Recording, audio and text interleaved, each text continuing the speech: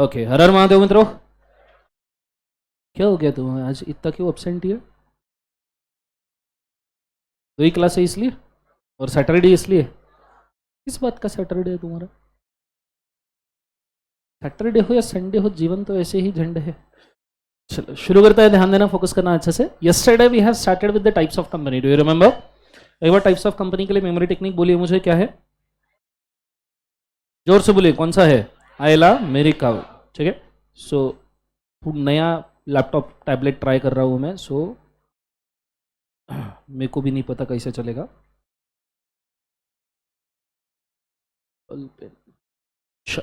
सो क्या था memory technique? आयला, जोर से बोलो, मेरी काव।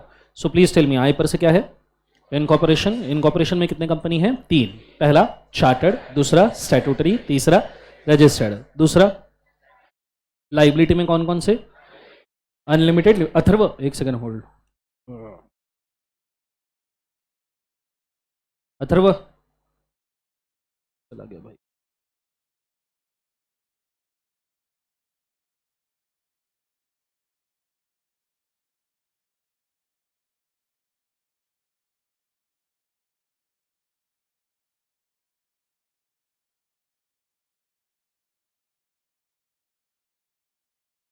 Okay, so I for incorporation. Incorporation में कौन कौन से बोले एक बार? 3। Chartered, statutory, registered. ला पर से क्या है बोले एक बार जो से? लाइबिलिटी। लाइबिलिटी में अनलिमिटेड और लिमिटेड। उसके बाद में मेरी पर से मेंबरशिप। मेंबरशिप में कौन कौन से हैं? Private, public, OPC, small. उसके बाद में कंट्रोल पर से holding, subsidiary, associate, sister concern. उसके बाद में ओनरशिप पर से गवर्नमेंट, फॉरेन। ऑब्जेक्ट पर से जितने टाइप के ऑब्जेक्ट उतने टाइप के कंपनीज, लेकिन डिफाइंड कौन कौन से है? सेक्शन 8 बैंकिंग, इंश्योरेंस, निधि, एनबीएफसी, इलेक्ट्रिसिटी एक्सेट्रा। उसके बाद में एज पर वर्किंग। वर्किंग में कितने हैं? 2। एक कौन सा? एक्टिव कंपनी, दूसरा कौन सा? Dormant company. Is it very clear guys? Sure. एक सेकंड देना मुझे सिर्फ। कौन सा है?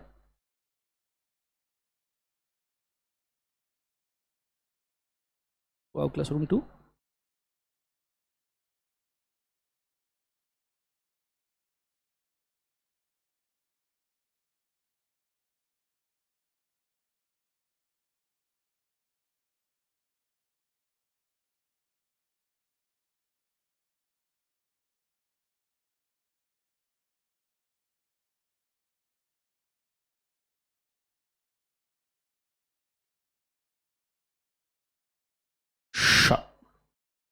सो शॉल वी स्टार्ट? यस और नो?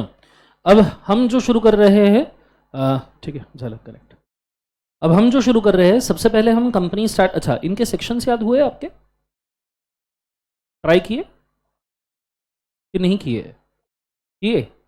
कितने लोगों को याद हुए? क्योंकि ट्राई किए होंगे तो याद होने चाहिए थोड़े बहुत, लिटिल लिटिल।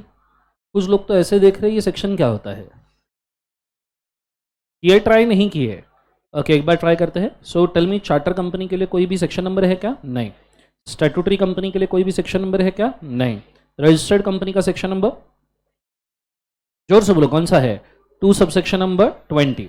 उसके बाद में नेक्स्ट वाला है लाइबिलिटी पर से अनलिमिटेड कंपनी। अल्फाबेटिकली पहले आएगा या सबसे एंड में आएगा? सबसे एंड में आएगा, तो सेक्शन नंबर कौन सा है? 2 सबसेक्शन नंबर 92। फिर उसके बाद में लिमिटेड के लिए कोई भी सेक्शन है क्या बोले एक बार उसे? नहीं। लिमिटेड के अंदर लेकिन हमने कितने पार्ट किए थे? 3। पहला गारंटी कंपनी, दूसरा शेयर कैपिटल कंपनी, और तीसरा कॉम्बो कंपनी। गारंटी कंपनी के लिए 2 subsection number 21, share capital company के लिए 2 सबसेक्शन 22, कॉम्बो कंपनी के लिए नहीं है। फिर उसके बाद में पब्लिक कंपनी, फिर उसके बाद में था आपका private company, then there is a OPC, and then there is a small. इसमें सबसे पहले डेफिनेशन किसका आना चाहिए?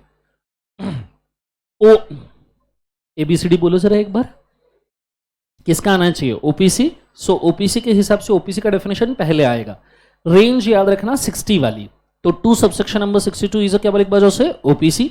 Private company is 2 subsection number 68, and public company is 2 subsection number 71। Are you guys understanding? Yes और नो? एंड स्मॉल कंपनी एस वाले range के अंदर आएगा। एस वाली रेंज 80s में शुरू होती है। काय में शुरू होती है? 80। सो 2 सबसेक्शन कौन सा बोले एक बार? 85। Is it very clear? Yes और no? Then if we move forward, इसको हर बार सिलेक्ट करना पड़ेगा क्या भगवान? So if we move forward then there comes next वाला कौन सा है बोले एक बार जो से होल्डिंग, सेकंड इज क्या एक बार जो से subsidiary, then there is associate and then there is a sister concern. मुझे बताओ इसमें सबसे पहले डेफिनेशन कौन सा आएगा? एसोसिएट। एसोसिएट कौन सा रेंज में आना चाहिए? ए पर से है, पहला ही सबसेक्शन वाला जो रेंज है फर्स्ट 10 वाला उसमें, तो 2 सबसेक्शन कौन सा है? 6। देन कौन सा आना चाहिए? होल्डिंग, एच पर से, दैट इज 2 सबसेक्शन नंबर कौन सा बोले एक बार? 46। और सब्सिडरी स्मॉल कंपनी के आसपास आना चाहिए, दैट इज 2 सबसेक्शन नंबर कौन सा बोले एक बार? 87। Are you guys understanding? Sister concern के लिए कोई भी सेक्शन है क्या? नहीं। Then if we go forward हमारा आता है government company and then there is कौन सा कंपनी बोले एक बार जो है? फॉरेन। नाउ फॉरेन और गवर्नमेंट में सबसे पहले कौन सा आना चाहिए? जोर से बोले एक बार? फॉरेन। 2 सबसेक्शन नंबर कौन सा बोले एक बार? 42। Government company 2 subsection number 45। आप देख सकते हो गवर्नमेंट के बाद में इमीडिएटली होल्डिंग आता है, दैट इज कौन सा? H. Is it very clear? So F G H. Are you guys understanding? Yes और नो? इस हिसाब से याद रखना। अब ऑब्जेक्ट जितने भी है उसके हिसाब से सेक्शन 8 ही आपको सिर्फ याद रखना है, बचे हुए नहीं। और वर्किंग के हिसाब से एक्टिव कंपनी है और दूसरा कौन सा है? डोरमेंट। लेकिन ये दोनों के दोनों कहां पे डिस्कस किए गए हैं? Section number 455। Are you guys understanding? जोर से बोलो यस और नो? सो ये है टाइप्स ऑफ कंपनीज। आज हम जहां से शुरू करने वाले हैं दैट इज चार्टर कंपनी। जो इनकॉर्पोरेशन के हमारे टाइप्स ऑफ कंपनीज है उसमें से हम शुरू करने वाले हैं कौन सा कंपनी? चार्टर। कल जो मैंने फोटो भेजे थे वो पूरा कॉपी किया है चार्ट? बोलो हाँ या ना? कुछ डाला के लोगों ने अभी भी नहीं किया होगा, उसके लिए अगर नहीं किया होगा तो जगह छोड़ दो, नेक्स्ट पेज के ऊपर शिफ्ट हो जाना। अगर जिन्होंने कॉपी किया है तो इमीडिएटली उसके बाद में लिख सकते हो। सबसे पहले हेडिंग डालिएगा मेन एज पर इनकॉर्पोरेशन, उसमें सब हेडिंग डालिएगा charter company as per incorporation, और उसके अंदर हेडिंग डालिएगा charter company.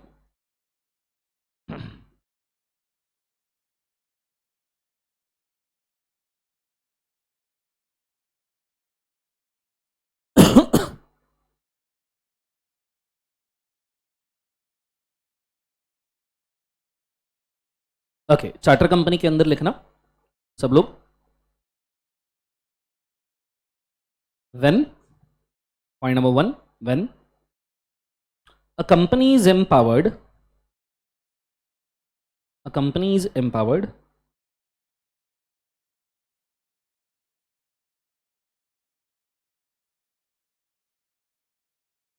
by government, by government or when company is empowered by government or king or queen, when a company is empowered by government or king or queen, then such a company gets the special rights, then such a company gets the special rights, such a company gets the special rights to govern a territory, govern a territory, or to govern a territory or a geography, a geography on behalf of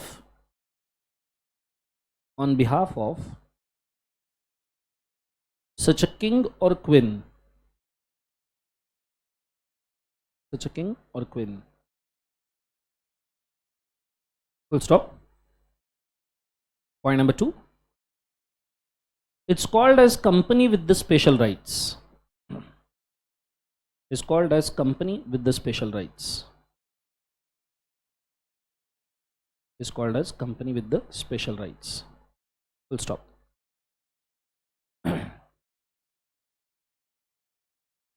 Next point.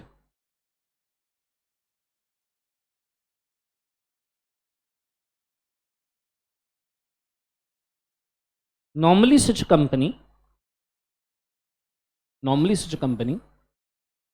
conquers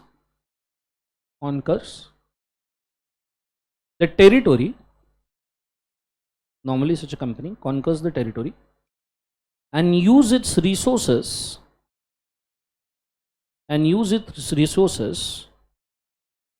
for the purpose of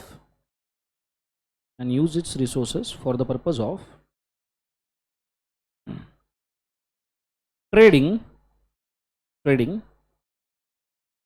with the other countries, uses resources for the purpose of trading with the other countries. In such a case,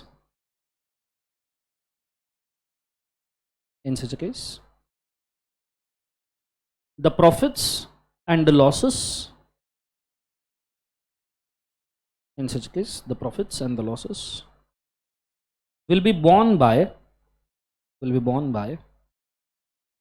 such a king or queen of the territory. Such a king or queen of the territory. Full stop.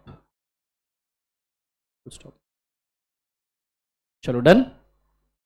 Okay, अब charter company का सबसे best example बच्चों में अगर आपको बोलूं तो था ब्रिटिश ईस्ट इंडिया कंपनी. अब देखो चार्टर कंपनी से बेसिक किसी भी देश के ऊपर या ज्योग्राफी के ऊपर क्या असर हो सकता है. मैं आपको एक बहुत अच्छी चीज़ बोल रहा हूँ जिससे आपको हिस्ट्री तो समझ में आएगा और एक्चुअली चार्टर कंपनी क्या होता है उसका एडवांटेज भी समझ में आएगा. सब लोगों का ध्यान है, बोलो हाँ है ना. लॉजिकली दिमाग क्लियर कर लो तो पॉइंट वैसे ही याद हो जाएंगे. Is it very clear? ये सुनो, सिर्फ फोकस करना. हमारे ऊपर no, here it is India, हमारे ऊपर राज किया था ईस्ट इंडिया कंपनी ने. East India Company on the world map lies here, this is England, ठीक है, यूके. सो इंग्लैंड से जब हमारे यहाँ पे वो वॉयजिंग करते हुए आए, जो भी उनके वास्को द गामा वगैरह और कोलंबस वगैरह थे, वो वॉयजिंग करते हुए आए. आपको शायद नहीं पता होगा, ब्रिटिश कालीन इंडिया का सबसे पहला हब जो था वो एक्चुअली कोलकाता था. क्या था बोले एक बार जोसे? Kolkata. That's why Kolkata have the oldest stock exchange, Kolkata have the oldest banking system, Kolkata have the oldest trading system, Kolkata have the oldest custom ports. So if you see in the West Bengal, you will see maximum old heritages जो official level पे system के level पे चलते थे. Because पूरा का पूरा आप जब साउथ अफ्रीका को मतलब रिवॉल्व करके आते हो तो there is a way only towards Kolkata. तो ब्रिटिशर्स ने सबसे पहले 1775 में बंगाल के छोटे नवाब को हराया था और खुद के सारे बेसेस पहले कोलकाता में शिफ्ट किए थे. But if I am not wrong, in 1900 century जब सुएज कनाल का इजाद हुआ, आपने हिस्ट्री में कई बार इसका नाम सुना होगा, सुएज कनाल का जब इजाद हुआ, ये इजाद के लिए, ये सुएज कनाल के इन्वेंशन के लिए the one who is responsible the most is the east India company. Why? Because ये टोटल डिस्टेंस 19,800 किलोमीटर्स का था. इतना बड़ा समुद्री इलाका पास करना, उसमें भी ये पूरा का पूरा अफ्रीका पायरेट वाला एरिया था, क्योंकि उनके यहाँ पे कोई रिसोर्सेस ही नहीं थे. आपके शिप्स डूबते थे, रिसोर्सेस खत्म हो जाते थे. That's why Britishers needs a new way कि इंडिया में जितना भी सोने की चिड़िया इंडिया था उसमें से सोना वो लेके जा पाए, और वो भी शॉर्टेस्ट रूट से. That's why they invented the Suez canal. और सुएज कैनाल की वजह से 19,800 किलोमीटर्स का एरिया ये शॉर्टेस्ट डिस्टेंस में कन्वर्ट हो गया 11,600, लगभग हाफ हो गया, जिस वजह से ट्रांसपोर्टेशन सिस्टम बहुत फास्ट हुई. और सुएज कैनाल को अगर आप बहुत अच्छे से देखो तो Mumbai becomes a nearest point of the India for the purpose of Britishers through Suez canal. And that is why all the business houses were shifted from the Kolkata to the Mumbai, and that is why the Mumbai is being the business hub of India till from the point the Suez Canal was invented. Is it very clear? मतलब India में Mumbai commercial hub बनने के लिए या economic hub बनने के लिए सबसे बड़ा कंट्रीब्यूशन किसी का है तो वो है ब्रिटिशर्स का और सुएज कैनाल का. And that's why you see the maximum number of companies that are registered in India are in the Maharashtra because of this. Because Suez canal से पूरे वेस्टर्न कंट्रीज को सारे रिसोर्सेज सप्लाई करना काफी आसान हो गया. Are you guys understanding? ये सुनो. And because of this entire India का ज्योग्राफी और चेहरा मोहरा चेंज हो गया. आप देखो, Maharashtra is liable for the highest tax rate. Petrol के ऊपर सबसे ज्यादा टैक्स हम पे करते हैं. Highest cost of the petrol in the entire India और the diesel in the entire India is in the Maharashtra.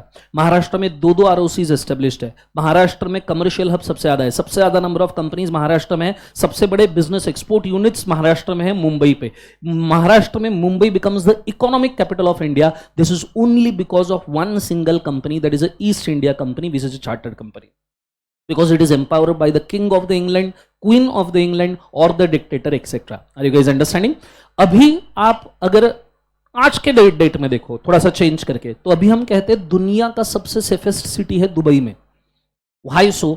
क्यों? क्योंकि the charter companies which are being empowered by the prince of Dubai और king of the Dubai, वो Dubai को बहुत बड़े commercial hub में convert कर रहे हैं, जिसमें दुनिया के हाईएस्ट और रिचेस्ट पर्संस के इन्वेस्टमेंट आ रहे हैं। अब ऐसा सिटी जहां पे दुनिया के रिचेस्ट पर्संस के इन्वेस्टमेंट आ रहे हैं, obviously it becomes the safest one, क्योंकि उनकी एसेट्स कोई भी खत्म करना तो नहीं चाहेगा। Are you guys understanding? Yes और नो? तो ये फर्क पड़ता है किसी भी चार्टर कंपनी से। एक पूरे कंट्री का ज्योग्राफी, चेहरा मोहरा, इकोनॉमिक हब, कैपिटलाइजेशन, सारी की सारी चीजें चेंज होती है। अगर ये ब्रिटिशर्स का ईस्ट इंडिया कंपनी नहीं होता तो प्रोबेबली आज के डेट में Kolkata would have become business hub of the India, और सभी लोग आज के डेट में इंडिया से कोलकाता के थ्रू ही हो सकता है कमर्शियल ट्रांजैक्शंस करते थे। Are you guys understanding? Yes और no? So this is how the charter company works. Is it very clear? नीचे एग्जांपल के तौर पे लिखिए ईस्ट इंडिया कंपनी।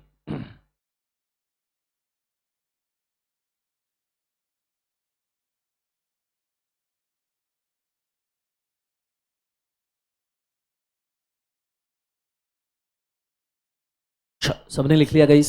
बोलो हाँ है ना? सेकंड कंपनी का नाम डालिएगा statutory company.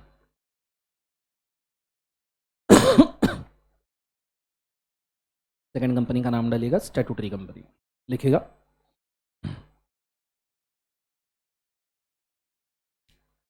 Statutory company means, statutory company means a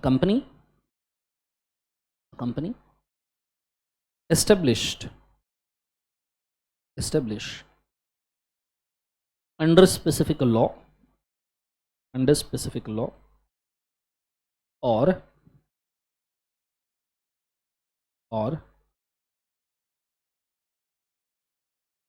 an act of the parliament,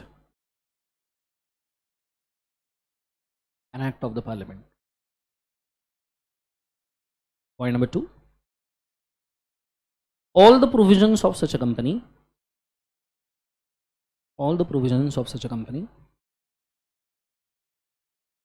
are governed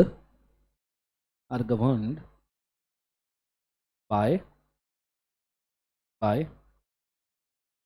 such a law,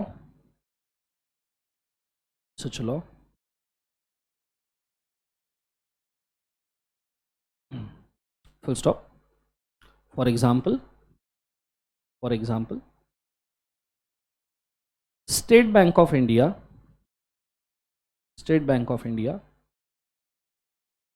under State Bank of India Act 1955, under State Bank of India Act 1955, and LIC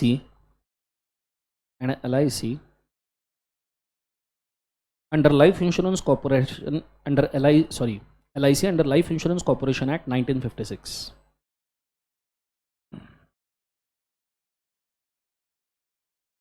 full stop. लिख लिया सबने? So normally हम जब कोई company create करते हैं और वो कंपनी किसी स्पेसिफिक लॉ के अंदर क्रिएट करते हैं तो हम उसको स्टैट्यूटरी कंपनी कहते हैं। जैसे आप देख सकते हो एसबीआई ये बनाए हैं एसबीआई एक्ट के अंदर 1955, और एलआईसी ये बनाए हैं एलआईसी एक्ट के अंदर, that is 1956। Is it very clear guys?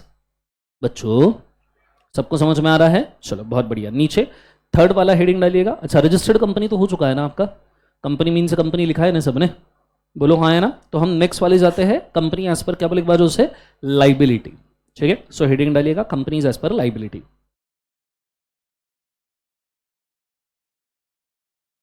क्या मैंने आपको लाइबिलिटी का डिवीजन ऑलरेडी दिया है, लिमिटेड अनलिमिटेड, एग्जांपल के साथ? बोलो हाँ है ना?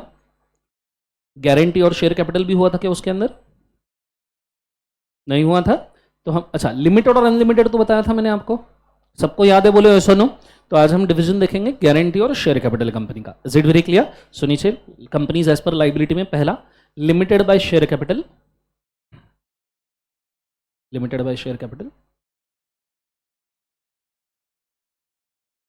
उसके अंदर लिखिएगा when members of the company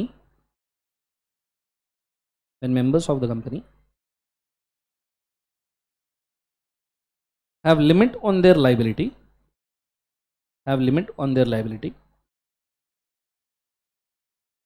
by commitment of the share capital,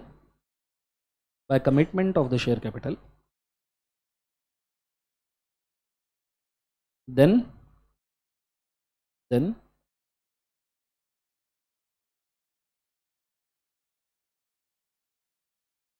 it will be called as, then it will be called as company limited by share capital. Then it will be called as company limited by share capital.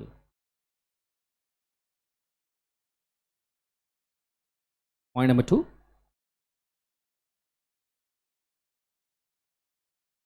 The entire amount of commitment of shares, the entire amount of commitment of shares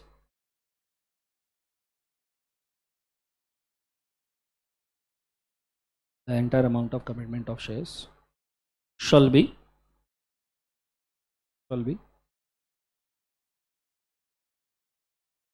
paid from incorporation of company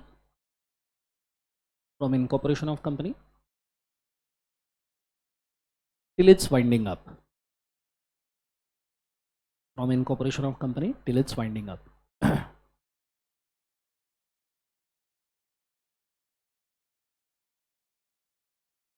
full stop लिख लिया सबने। ये share capital का लिखवाया, नीचे heading डाल दिएगा company by guarantee. मैं पहले दोनों का लिखवा दूं फिर कंसेप्ट क्लियर करूंगा, ठीक है। So next, company limited by guarantee.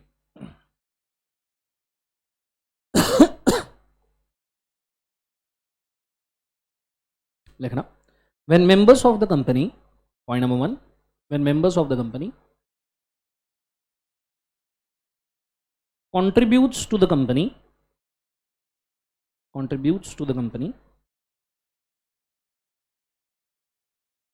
in the form of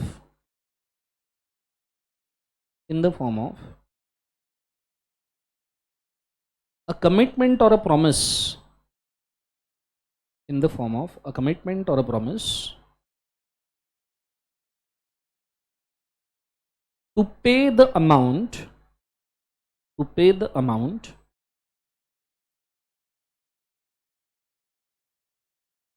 at the time of the winding up,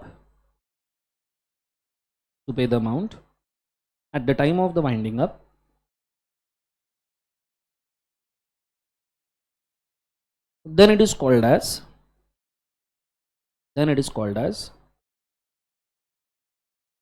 a company by guarantee.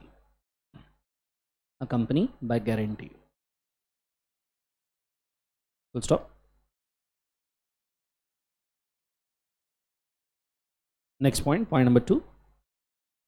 However,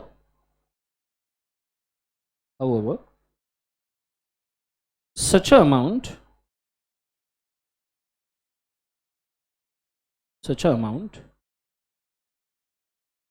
needs to be paid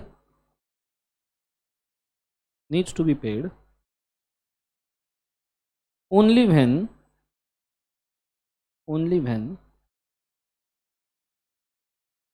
the liability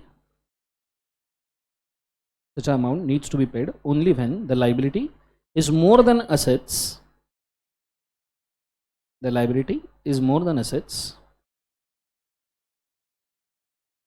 at the time of winding up.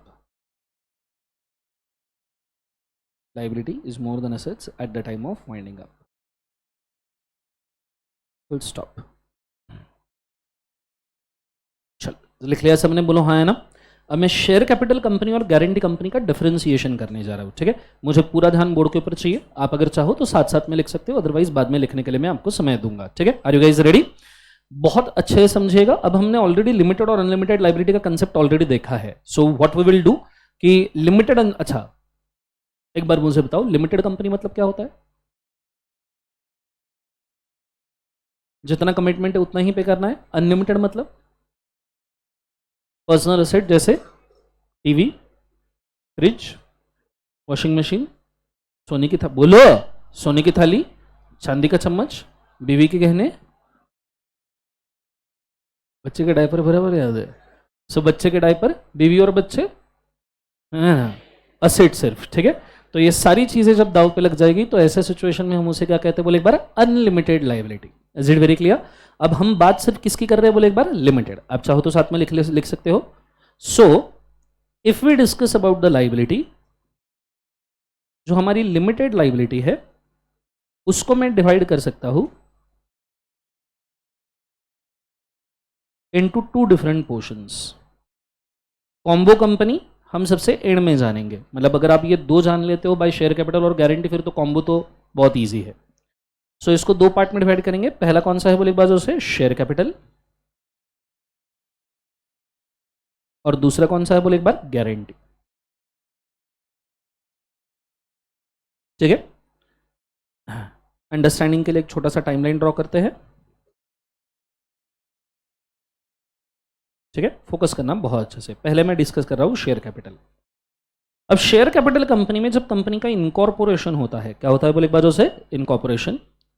तो incorporation के वक्त देर is a possibility कि आप share capital का commitment दे दो। समझो रुपए 10 CR का आपने कमिटमेंट दिया। कितने CR का? 10 CR। फिर तुमने अकाउंटिंग में एंट्रीज की है बहुत सारे। ये 10 CR के वक्त आप सबसे पहले करते हो अप्लीकेशन मनी। फर्स्ट कॉल भी नहीं, माय मिस्टेक। सबसे पहले आप क्या डिमांड करते हो? Application money. सो 10 CR में से 2 रुपए का आपने अप्लीकेशन मनी डिवाइड मतलब डिमांड किया, that is ₹2 crore. Is it very clear? Yes और नो? फिर आप जाते हो अलॉटमेंट मनी। कौन सा बोले एक बार उसे? अलॉटमेंट। और अलॉटमेंट पे आपने मांगा लगभग 3 रुपए, सो लेट्स से ₹3 करोड़। फिर आपका आता है फर्स्ट कॉल, फिर आता है second call, third call, call पे कॉल, मिस कॉल, सारी अकाउंटिंग की तुमने। अरे बोलो हाँ है ना? सो तुमने अलग अलग कॉल्स किए और कॉल्स के ऊपर लगभग तुमने और फर्दर रिकवर कर लिया 3 CR, 3 करोड़। अब टोटल मुझे एक बात बताओ, 10 करोड़ के कैपिटल में से अभी तक कितना रिकवर्ड है? 8 crore. Is it very clear? Now at the time of winding up, वो at the time of winding up, वो बोलो वो, if your liability is more than your asset, आपकी लाइबिलिटी आपके असेट से ज्यादा है। आपकी लाइबिलिटी है 15 CR, आपकी असेट है ओनली 10 CR, तो मुझे बताओ अनपेड लाइबिलिटी कितना है? जोर से बोले एक बार, ₹5 CR। बोलो हाँ है ना? मुझे बताओ शेयर कैपिटल में से इस पूरे प्रोसेस में आउट ऑफ 10 CR तुमने कितना रिकवर किया है? 8 करोड़। बोलो हाँ है ना? तो मुझे एक बात बताओ, कितना बाकी है? Unpaid calls. कितना बोले एक बार? 2 करोड़। क्या अब मैं ये 2 करोड़ कॉल कर सकता हूं? यस। और मैं यहां पे कॉल करूंगा remaining amount on the share capital, जो है रुपीस कितना बोले एक बार? 2 करोड़। तो टोटल 5 करोड़ में से 2 करोड़ आपका रिकवर हो गया, मतलब 2 करोड़ की लाइबिलिटी पे हो गई। तो बचा कितना? ₹3 crore will be bad debt. Is it very clear? ₹3 crore will be bad debt. Are you guys understanding? जोर से बोलो यस और नो। अब ये हुआ कौन सा company? Share capital. If we move towards the guarantee company में, लेट्स सी कि गारंटी कंपनी में ये सिचुएशन कैसा बन सकता है। ठीक है, पूरा ध्यान बोर्ड के ऊपर फोकस करना अच्छे से। गारंटी कंपनी में इतना प्रपंचा ही नहीं है। इफ वी ड्रॉ टाइमलाइन, और यहां पे मैं लिखता हूं इनकॉर्पोरेशन। क्या बोले एक बार उसे? इनकॉर्पोरेशन। तो सिंपली मैं यहां पे लिखूंगा कि जो भी आपके, देखो शेयर कैपिटल कंपनी में जो कंट्रीब्यूट कर रहे हैं उनको शेयर होल्डर बोलते हैं। गारंटी कंपनी में जो कंट्रीब्यूट करते हैं उनको श्योरिटी बोलते हैं। श्योरिटी या तो फिर मेंबर्स। हाँ, गारंटोर भी एक वर्ड है, but let me tell you, guarantor is not a lawful language वाला word. The original word is called as, क्या बोले एक बार से? Surety. Are you guys understanding? Yes और नो? श्योरिटी या तो फिर मेंबर। अब श्योरिटी या मेंबर ने समझो स्टार्टिंग में कमिटमेंट दिया है ₹10 करोड़ का, 10 करोड़ का इन्होंने गारंटी दिया। क्या दिया बोले एक बार? गारंटी। सर गारंटी कैसे देंगे? हर एक मेंबर से हम एग्रीमेंट करेंगे, हर एक मेंबर से स्टैम्प पेपर के ऊपर बॉन्ड साइन करवा लें। मैडम उधर पढ़ाते वक्त फालतूगिरी बिल्कुल नहीं चाहिए, मैं तीनों चारों को उठा के बाहर भेज दूंगा। नहीं सीरियस हो, पढ़ना है घर पे जाओ, कोई जरूरत नहीं यहां पढ़ने की। ठीक है? और अभी भी हंसी आ रही है तो इससे भी भयंकर लेवल पे मैं डांट सकता हूं कि आप सहन ही नहीं कर पाओगे। नहीं पढ़ना है, कोई जरूरत नहीं आपकी, सीए करो ही मत। सैटरडे एंजॉय करो, वीकेंड है तुम्हारे लिए, ये तुम्हारे लिए बना नहीं है सीएवीए जैसा कोर्स। सो कितने करोड़ का गारंटी बोले एक बार से? 10 करोड़। देखो तुम अच्छे से पढ़ते रहोगे तो मैं राम है, तो बचा हुआ पार्ट समझ गए होंगे तुम। बहुत बढ़िया। सो 10 करोड़। सो श्योरिटी और मेंबर ने कितने करोड़ का गारंटी दिया बोले एक बार? 10 crore. Now if we consider कि कंपनी का वाइंडिंग अप हुआ, क्या हुआ? Winding up. अब वाइंडिंग अप में मैं 2 केसेस बना रहा हूं, either your liability is more than your asset और your asset is more than your liability. Let's consider this कि आपकी लाइबिलिटी है ₹30 करोड़ और आपके असेट्स है ₹10 करोड़ सिर्फ। या चलो थोड़ा इसका ऑड डिजिट कर देते हैं सो दैट समझने में थोड़ी सी आसानी होगी। सो आपकी असेट्स है लगभग सिर्फ 15 करोड़ रुपीस। नाउ मुझे एक बात बताओ, इस सिचुएशन में अनपेड लाइबिलिटी कितना है? जोर से बोलो एक बार, रुपीस कितना बोले एक बार? 15 करोड़। क्या मैं ये गारंटी डिमांड कर सकता हूं? जोर से बोलो कितना? That is entire guarantee. कौन सा गारंटी बोले एक बार? एंटायर गारंटी मैं यहां पे लगा दूंगा, जो कमिटमेंट है 10 करोड़ का। तो बचा कितना रुपए? 5 CR will be a bad debt. लेकिन मुझे एक बात बताओ, अगर आपकी असेट आपके लाइबिलिटी से ज्यादा है तो उल्टा असेट वाइंडिंग अप के बाद बचेगा ना रे? तो गारंटर को बुलाने की जरूरत है क्या? इनको बुलाएंगे पर रेड कारपेट पे, इनकी खातिरदारी करने के लिए इनको हम पैसा बांटेंगे कि भैया असेट ज्यादा बच गई, ये तुम्हारी, ये तुम लेके जाओ। तो यहां पे आप गारंटी कॉल नहीं करोगे, उल्टा you will distribute the assets. उल्टा यू विल क्या बोले एक बार? Distribute the assets. अब इसमें कुछ बच्चों को सवाल आ सकते हैं, सर बोलो जोर से, सर शेयर कैपिटल कंपनी में जब डिविडेंड बांटते हैं तो डिविडेंड तो इजी है कि भैया 10 रुपए का शेयर है, 2 रुपए का डिविडेंड है, 20% डिविडेंड, सर बात खत्म। गारंटी कंपनी में प्रॉफिट कैसे डिस्ट्रीब्यूट करेंगे? In the proportion of amount of guarantee. जैसे इसने 10 लाख का गारंटी दिया, मैंने 20 लाख का दिया, तो मुझे 20 लाख के प्रपोर्शन में डिविडेंड मिलेगा। इसने 10 लाख का गारंटी दिया तो इसको 10 लाख के प्रपोर्शन में मिलेगा। Are you guys understanding? Is it very clear? तो कैलकुलेशन सारे अमाउंट के प्रोपोर्शन में ही होने हैं, so you don't have to bother about it. Even voting rights है, डिविडेंड है, जो भी चीज है वो आपके शेयर कैपिटल के या फिर जो अमाउंट ऑफ गारंटी उसके अमाउंट के प्रोपोर्शन में ही होने हैं। It is just that share capital हम throughout the life demand करते हैं, गारंटी हम सिर्फ वाइंडिंग अप के टाइम पे डिमांड करते हैं। Are you guys understanding? Everybody is clear about this? सबको, किसी को कोई दिक्कत है इस सिचुएशन में? चलो मैं चाहूंगा इसको लिख के रखिए, गो फॉर इट फास्ट। पूरा एरिया एक साथ दिख रहा है क्या? पूरा दिख रहा है एक साथ?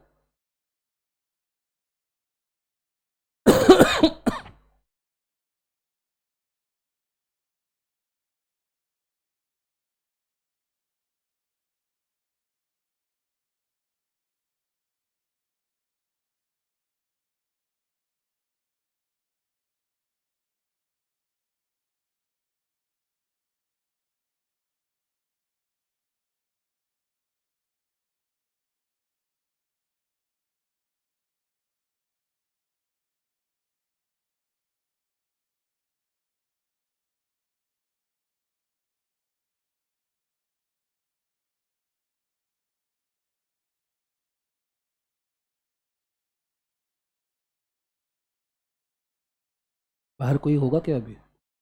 कोई है बाहर? आ जाइए। सवेरे क्लास थी?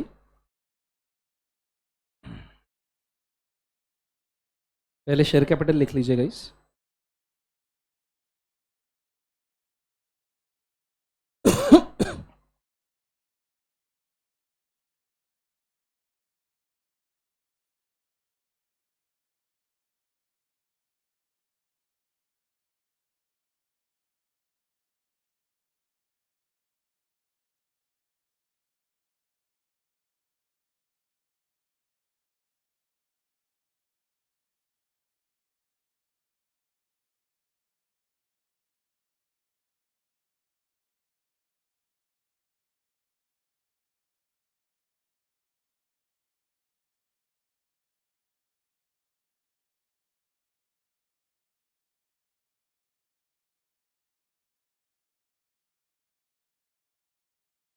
शेयर कैपिटल हो गया सबका?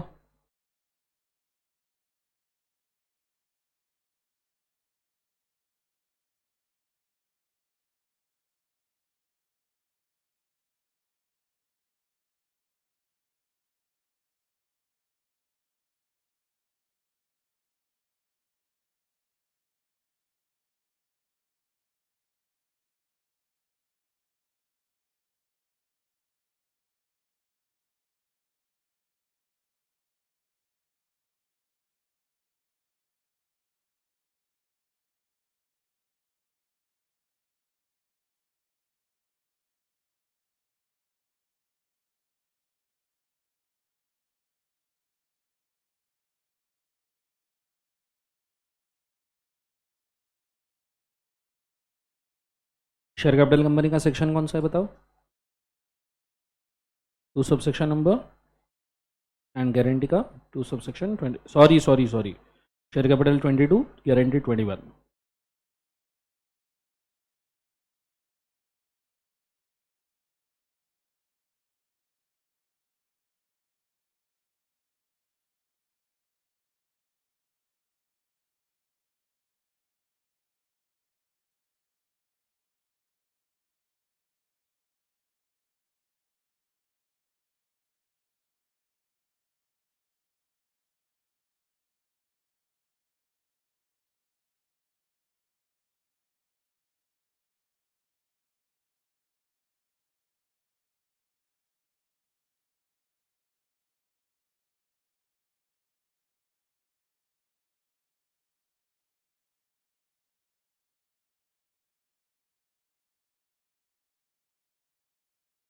Sure, everybody done?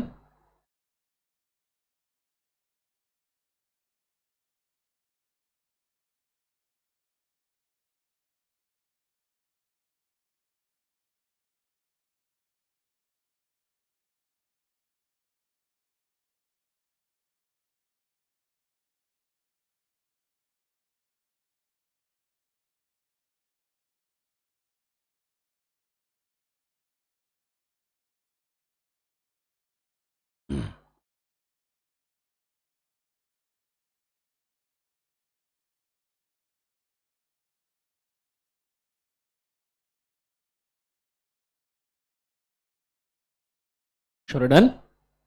ओके, आगे बढ़ रहे हैं? नहीं, क्यों भाई?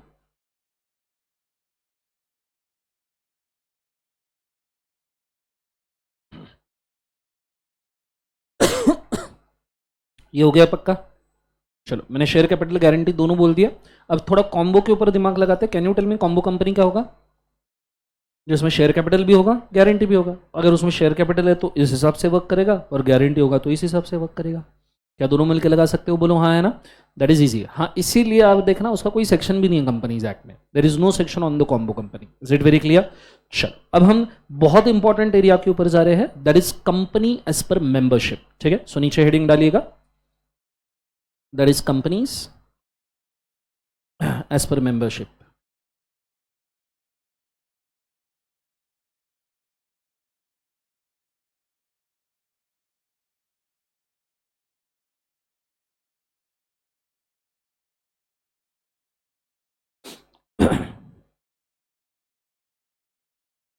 ओके, मुझे एक बात बताइए, कंपनीज एज पर मेंबरशिप कितने पार्ट्स में डिवाइड होती है? 4। कौन कौन सा? Public, private, OPC, small. ठीक है, अच्छी चीज देखना चाहोगे अभी? बोलो हाँ, है ना? मिलना चाहिए।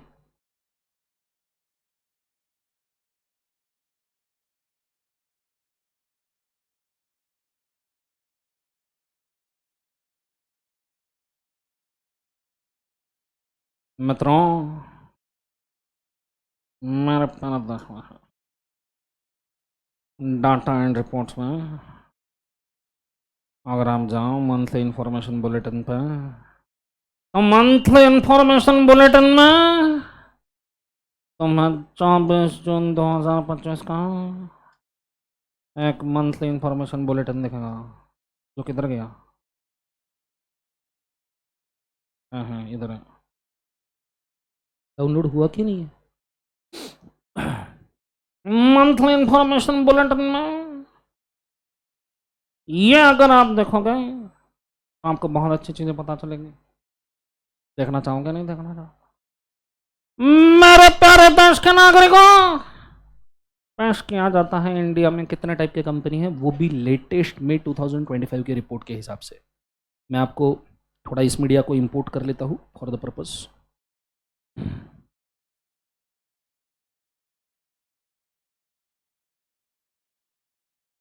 इसके ऊपर इंपोर्ट नहीं हो पाएगा।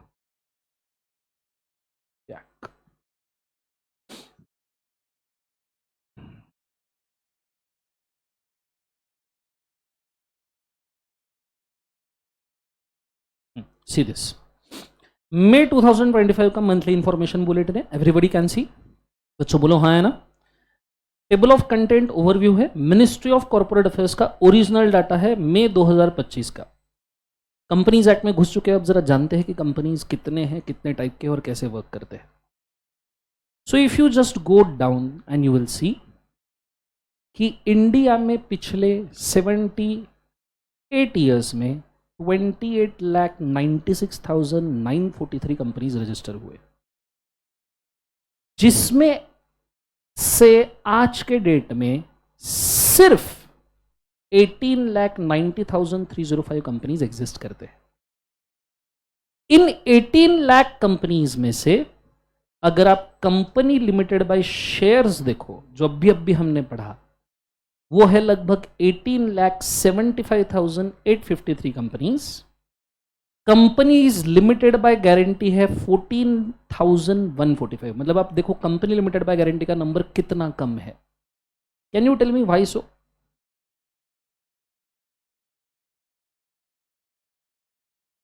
उल्टा शेयर कैपिटल कंट्रीब्यूट करने की जरूरत नहीं, उल्टा ये नंबर ऑफ कंपनीज तो ज्यादा बननी चाहिए ना, पर 14,000 ही कंपनीज क्यों है? उल्टा मुझे ऐसा लगता है गारंटी कंपनी ज्यादा बनेगी क्योंकि स्टार्टिंग में पैसा डालने की जरूरत नहीं है, ये डालना पड़ेगा क्या? पैसा. सो क्यों इनका नंबर ज्यादा कम है? Because please do understand, guarantee company बनाना तो आसान है, बट जब तक आप खुद का पैसा कंपनी में नहीं डालोगे तब तक थर्ड पार्टी का या जिनके साथ आप डील करते हो उनका भी कंपनी पे कोई भी भरोसा नहीं आएगा. और जब तक थर्ड पार्टी बैंक या लेंडर्स इनका भरोसा नहीं आएगा, आप बिजनेस ग्रो ही नहीं कर पाओगे. और जब तक आप बिजनेस ग्रो नहीं कर पाओगे तब तक के बिजनेस चला के फायदा क्या फिर? एंड अगर कोई भी स्टार्टअप भी बनाओ या कोई भी चीज़ बनाओ तो स्टार्टिंग में आपको थोड़ा बहुत फंडिंग तो लगेगा ही लगेगा. And because of that you can see the massive, मतलब आप सोचो this is not even a 1% of what actually is going on. अगर आप 18 लाख का 1% निकालो तो भी 18,000 कंपनीज आते हैं. अरे भाई कंपनी बाय गारंटी 14,000 ही है. It is less than 1% of entire India. Can you just understand? और लगभग 99% companies are the company limited by shares. So the more practical concept is company limited by shares. Are you guys understanding? उसमें भी आपने देखना 18,75,000 companies में से private companies है 18,04,000 and public company सिर्फ 71,000 है, जिसमें से आपने जिनके नाम सुने हैं वो है लिस्टेड 6,967. मतलब आपने जितने कंपनीज के नाम सुने हैं वो सिर्फ स्टॉक मार्केट पे लिस्टेड कंपनीज है. एक्चुअली कंपनीज एक्ट का सबसे बड़ा प्रॉब्लम ये वाले कंपनीज है, क्योंकि 18 लाख कंपनीज तो प्राइवेट है. प्राइवेट तो स्टॉक मार्केट के ऊपर लिस्टेड भी नहीं हो सकते. नॉर्मली लोग क्या इमेजिन करते हैं कि भैया कंपनीज एक्ट में अगर कंपनीज बने होंगे तो बहुत सारे पब्लिक होंगे. है ही नहीं. आप देखो टोटल नंबर 71,000. मतलब अगर मैं बोलूं तो it is just 4% of what actually the companies are existing right now. Are you guys understanding? Yes और नो? 4% से ज्यादा भी पब्लिक कंपनीज नहीं है. सो एंटायर 95%, मतलब आप देखो 4% public companies, 1% guarantee company, then 95% of the companies are the private companies. Are you guys understanding? उन प्राइवेट कंपनीज में से भी आज के डेट में ओपीसी सिर्फ 68,000 है, बिकॉज ओपीसी कंसेप्ट ही पिछले 10 साल में आया है. Are you guys understanding? मतलब हमारे इंडिया में अगर हम बात करें तो लगभग, if I am not wrong, 17,25,000 companies are pure private companies. Are you guys understanding? अगर आप उसमें भी सोचो अनलिमिटेड कंपनी जो हमने पढ़ा, there is no limit on liability of member, those are just 307. Obviously बात है ये इतना प्रैक्टिकल नहीं, क्योंकि जब आप खुद की लाइबिलिटी लिमिटेड रख सकते हो तो आप जबरदस्ती अनलिमिटेड कंपनी क्यों बनाओगे? कौन खुद के घर का टीवी, फ्रिज, वॉशिंग मशीन, सोने की थाली, चांदी का चम्मच, बीवी के गहने, बच्चे के डायपर, ये सारी चीजें दाव पे लगाना चाहते? तुम लगाना चाहोगे? है ही नहीं तो लगाओगे कैसे? Are you guys understanding? ऐसा कोई है क्या किसी के बीवी बच्चे किधर? Okay fine. So unlimited companies अगर हम बात करें तो सिर्फ 307 है, जिसमें से अनलिमिटेड पब्लिक सिर्फ 39 है एंड प्राइवेट 268 है.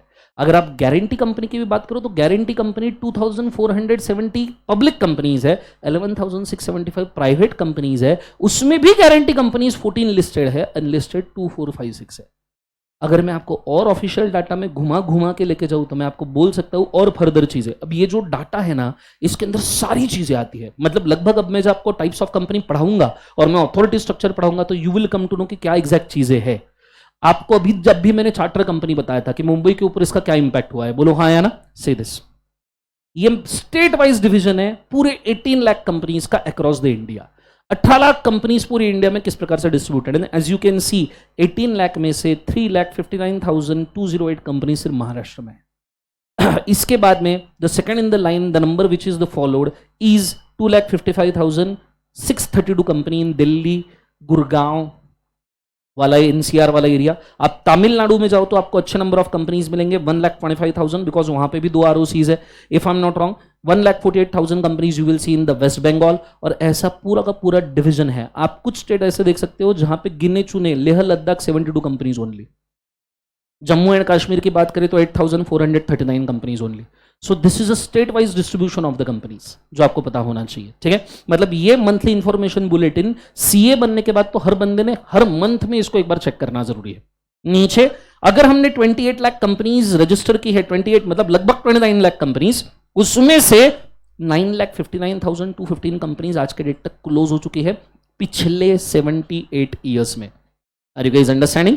उसके नीचे डॉर्मेंट कंपनीज, हम जो 455 में पढ़ने वाले हैं, companies under liquidation, companies under the process of striking off the name, dissolution वाले, ये सारों का सारा डिस्ट्रीब्यूशन दिया है। आप उसके नीचे जाओगे तो न्यू रजिस्ट्रेशन ऑफ कंपनी की सिर्फ मई 2025 में कितने कंपनीज रजिस्टर हुए? तो as you can see 20,718 companies were registered with a paid up capital of 1,17,000, sorry my mistake, 1,176 crore, ये सिर्फ मई में रजिस्टर हुए। ऐसा कहा जाता है कि इन द फाइनेंशियल ईयर 24-25 जो खत्म हुआ, लगभग इंडिया ने 2 लाख कंपनीज के आसपास का रजिस्ट्रेशन देखा है, which in comparison to 23-24 was 1,85,000 companies. Are you guys understanding? So this is what types of company का एक्चुअल डाटा लुक्स लाइक। अब हम जो मेंबरशिप वाली कंपनीज देख रहे हैं, आपको क्या लगता है इस ब्रैकेट की तरफ देख के कि सबसे ज्यादा हमने इंपॉर्टेंस कौन सी कंपनी को देना चाहिए? जोर से बोलो, private. And you will see that अब ओपीसी तो पिछले 10 साल में आया है, फिर भी ओपीसी का नंबर काफी अच्छा है कंपेयर टू 10 साल। मतलब आप सोचो कि पिछले 78 ईयर्स में प्राइवेट कंपनी सिर्फ 18 लाख बने और पिछले 10 साल के अंदर ओपीसी ही लगभग 70,000 बने हैं। Are you guys understanding? मतलब OPC is also very grooming area. Is it very clear? Yes और नो? दूसरी बात मैं आपको एक और बोलना चाहूंगा, ओपीसी और प्राइवेट कंपनी के नंबर सबसे ज्यादा है, इसलिए इनके डेफिनेशन भी सबसे ज्यादा कॉम्प्लिकेटेड है, क्योंकि इनके डेफिनेशन में ही सबसे ज्यादा लिटिगेशन होने के चांसेस है। अभी मैं आपको रिक्वेस्ट करना चाहूंगा, ये वाला चार्ट एक बार थोड़ा सा कॉपी करके रखिए, आपके बहुत काम में आएगा। Go for it fast. आपने हेडिंग क्या डाला? कंपनीज एज पर मेंबरशिप ना, उसी के अंदर कॉपी करना है।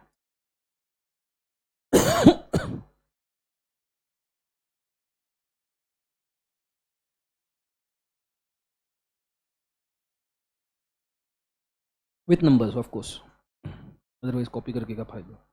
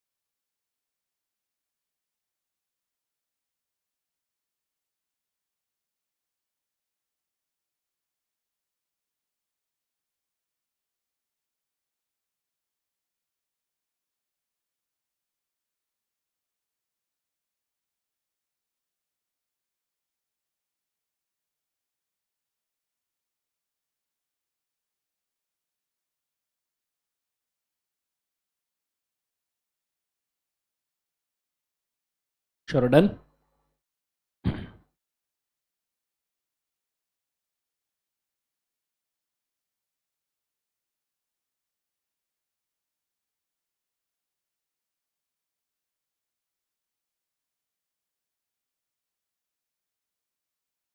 हो गया सबका? अगर हो गया है तो फिर 5 मिनट्स का ब्रेक ले लीजिए, उसके बाद में हम कंटिन्यू करते हैं। Go for it fast.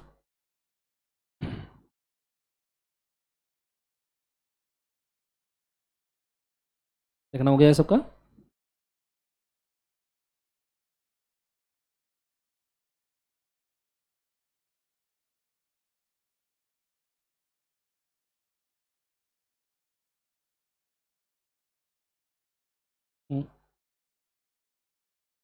Class की बात दिखाओगे मुझे?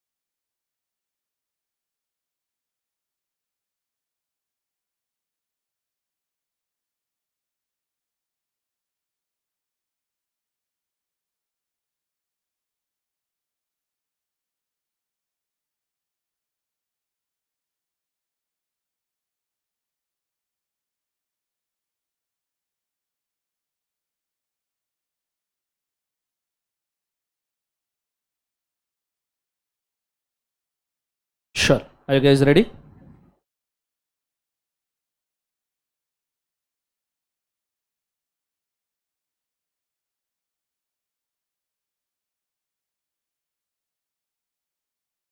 Okay okay.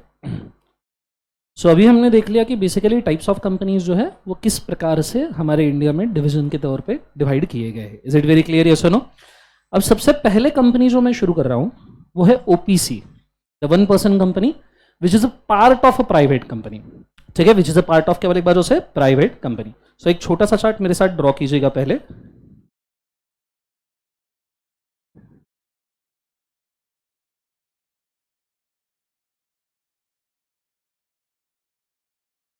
Types, my mistake, sorry, types already लिखा हुआ है, hold.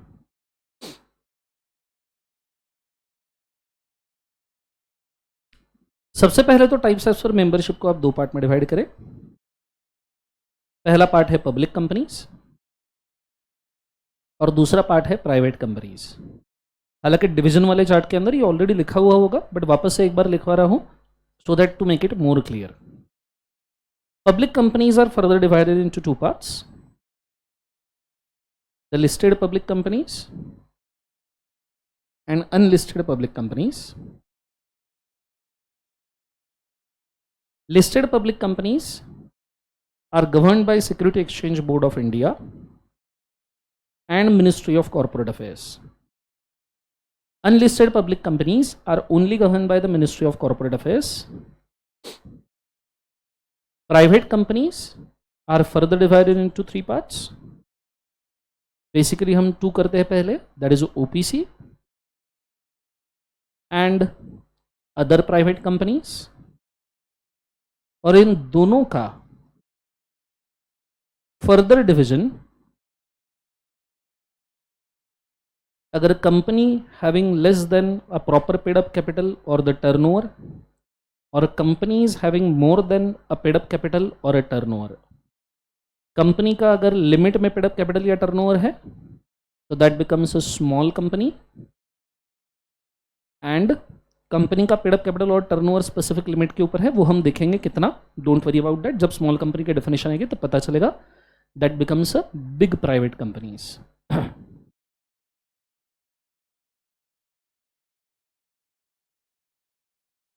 Is it very clear? तो ये डिवीजन आपके याद रहना चाहिए।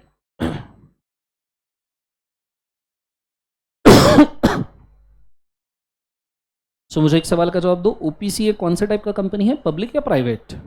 और स्मॉल भी कौन सा टाइप का कंपनी है, पब्लिक या प्राइवेट? प्राइवेट। तो ओपीसी और स्मॉल ये सारे डिवीजन प्राइवेट के हैं। पब्लिक कंपनी में सिर्फ लिस्टेड और अनलिस्टेड ये दो ही डिवीजन है। Is it very clear guys? ये सुनो बच्चों, बोलो हाँ है ना। अब मैं इंस्टीट्यूट के मॉड्यूल में स्ट्रेट अवे आपको लेके जा रहा हूं। सब लोगों का लिखना हो गया है, बोलो हाँ है ना। इंस्टीट्यूट के मॉड्यूल में स्ट्रेट अवे में लेके जा रहा हूं आपको for the purpose of provisions of the OPC, because जो इंस्टीट्यूट का मॉड्यूल बोलेगा वो अपने लिए फाइनल है। अब यहाँ पे इंस्टीट्यूट ने ओपीसी के प्रोविजन दिए हैं, डायरेक्टली मैं पढ़ा सकता हूं, पर मैं चाहता हूं पहले आपके दिमाग में कोई सवाल आए, इसलिए एक बार इसको रीड कीजिए लाइन से, पूरा का पूरा रीड कीजिए, फिर मैं समझाता हूं। Go for it fast.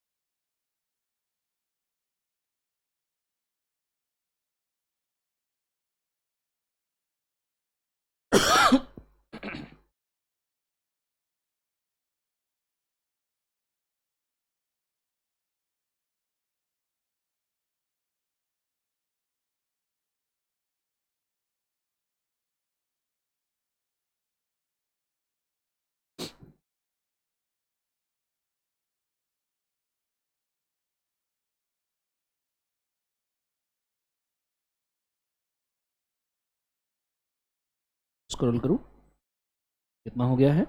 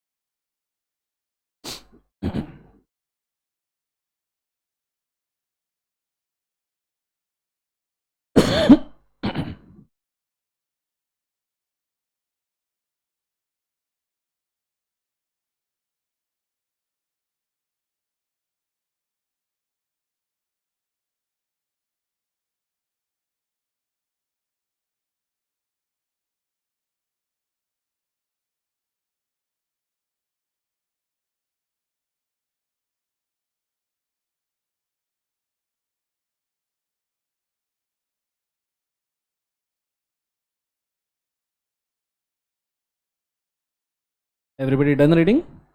अब जो इंस्टीट्यूट ने बोला है ऑब्वियस सी बात है, पढ़ाने के पीछे का मकसद यही था कि भाई साहब इंस्टीट्यूट ने जो बोला है उसको हमको फॉलो करना है। इज इट यस और नो?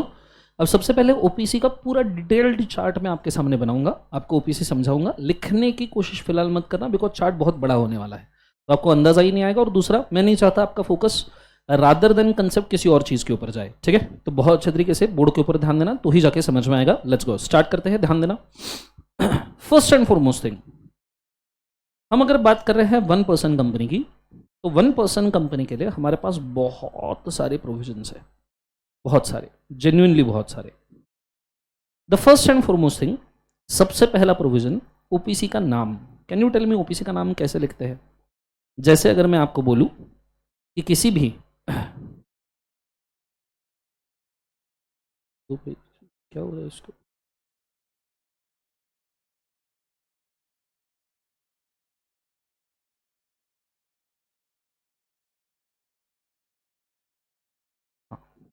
सो किसी भी कंपनी का नाम जब हम लिखते हैं, खास करके अगर मैं नाम लिख रहा हूं किसी भी पब्लिक कंपनी का, तो पब्लिक कंपनी के नाम में हम एंड में वर्ड लगाते हैं, क्या बोले एक बार उसे, लिमिटेड। अगर हम किसी प्राइवेट कंपनी का नाम लिखते हैं तो हम वर्ड के एंड में वर्ड क्या लगाते हैं, private limited. Can you tell me OPC के नाम में एंड में हम क्या वर्ड लगाएंगे? What we will write in the case of OPC? अगर मुझे किसी ओपीसी का नाम बोलना है, how will I write? Can anyone tell me? It will be like, हम प्राइवेट लिमिटेड ही लिखेंगे बिकॉज ये प्राइवेट लिमिटेड का टाइप है, पर हम ब्रैकेट में नोट करते हैं ओपीसी। हाँ, कई बार ऐसा भी हो सकता है कि ओपीसी वर्ड पहले आएगा और उसके बाद में आप प्राइवेट लिमिटेड वर्ड लिखोगे, ये दोनों कॉम्बिनेशन अलाउड है। Is it very clear? This is the first provision जो आपको पता होना चाहिए। फिर इसके बाद में सेकंड चीज के ऊपर हम जो डिस्कस कर रहे हैं वो ये है कि ओपीसी में मिनिमम मेंबर्स कितने होने चाहिए। तो ओपीसी में मिनिमम मेंबर होना चाहिए, क्या बोले एक बार, 1। और ओपीसी में मिनिमम बोर्ड ऑफ डायरेक्टर्स कितना होना चाहिए? तो ओपीसी में मिनिमम डायरेक्टर हो सकता है 1। हालांकि अगर मैं बात करूं maximum number of board of director, देखो मैक्सिमम नंबर ऑफ मेंबर तो बढ़ ही नहीं सकते बिकॉज नाम ही ओपीसी है तो एक ही रहेगा, और maximum number of board of director OPC में हो सकते हैं 15। हालांकि अगर मैं बोलूं तो ये 15 भी नहीं, 15 तो ये स्टैट्यूटरी लिमिट है, वैसे अगर देखा जाए तो इनफाइनाइट भी हो सकते हैं। There is no restriction on number of directors. अब एक्चुअली एडवांटेज ओपीसी जैसे सिचुएशन का, क्योंकि जो बंदा सिर्फ कैपिटल इन्वेस्टमेंट करना चाहता है वो मैनेजमेंट के लिए कितने भी डायरेक्टर्स को अपॉइंट कर सकता है, why it is so? Because basically अगर देखा जाए तो ओपीसी एक कंपनी लिमिटेड का कंसेप्ट है। आप इसको कंपेयर कीजिए किसी भी दूसरे प्राइवेट या पब्लिक कंपनी के साथ में। जैसे किसी प्राइवेट या पब्लिक कंपनी में शेयर होल्डर हो सकता है 2-4 हो, या शेयर होल्डर हो सकता है लाखों हो, पर आप डायरेक्टर आपके मैनेजमेंट के हिसाब से अपॉइंट करते हो। उसी प्रकार अगर मैं किसी कंपनी के अंदर पैसा डाल रहा हूं तो मैं चाहूंगा जितना मैनेजमेंट मुझे जरूरी है उतना मैं अपॉइंट कर सकूं। अदरवाइज फिर प्रोप्राइटरशिप और ओपीसी में फर्क क्या रहा? Are you guys understanding? अगर मैं एक ही डायरेक्टर अपॉइंट कर सकता हूं तो फिर प्रोप्राइटरशिप और ओपीसी में फर्क क्या रहा? ओपीसी का तो फायदा होना चाहिए ना मुझे। इसलिए मैं अगर अकेला कैपिटल इन्वेस्टमेंट कर रहा हूं तो मेरी मर्जी में 20 डायरेक्टर अपॉइंट करूं। If I can afford that, if it is my money, I will decide.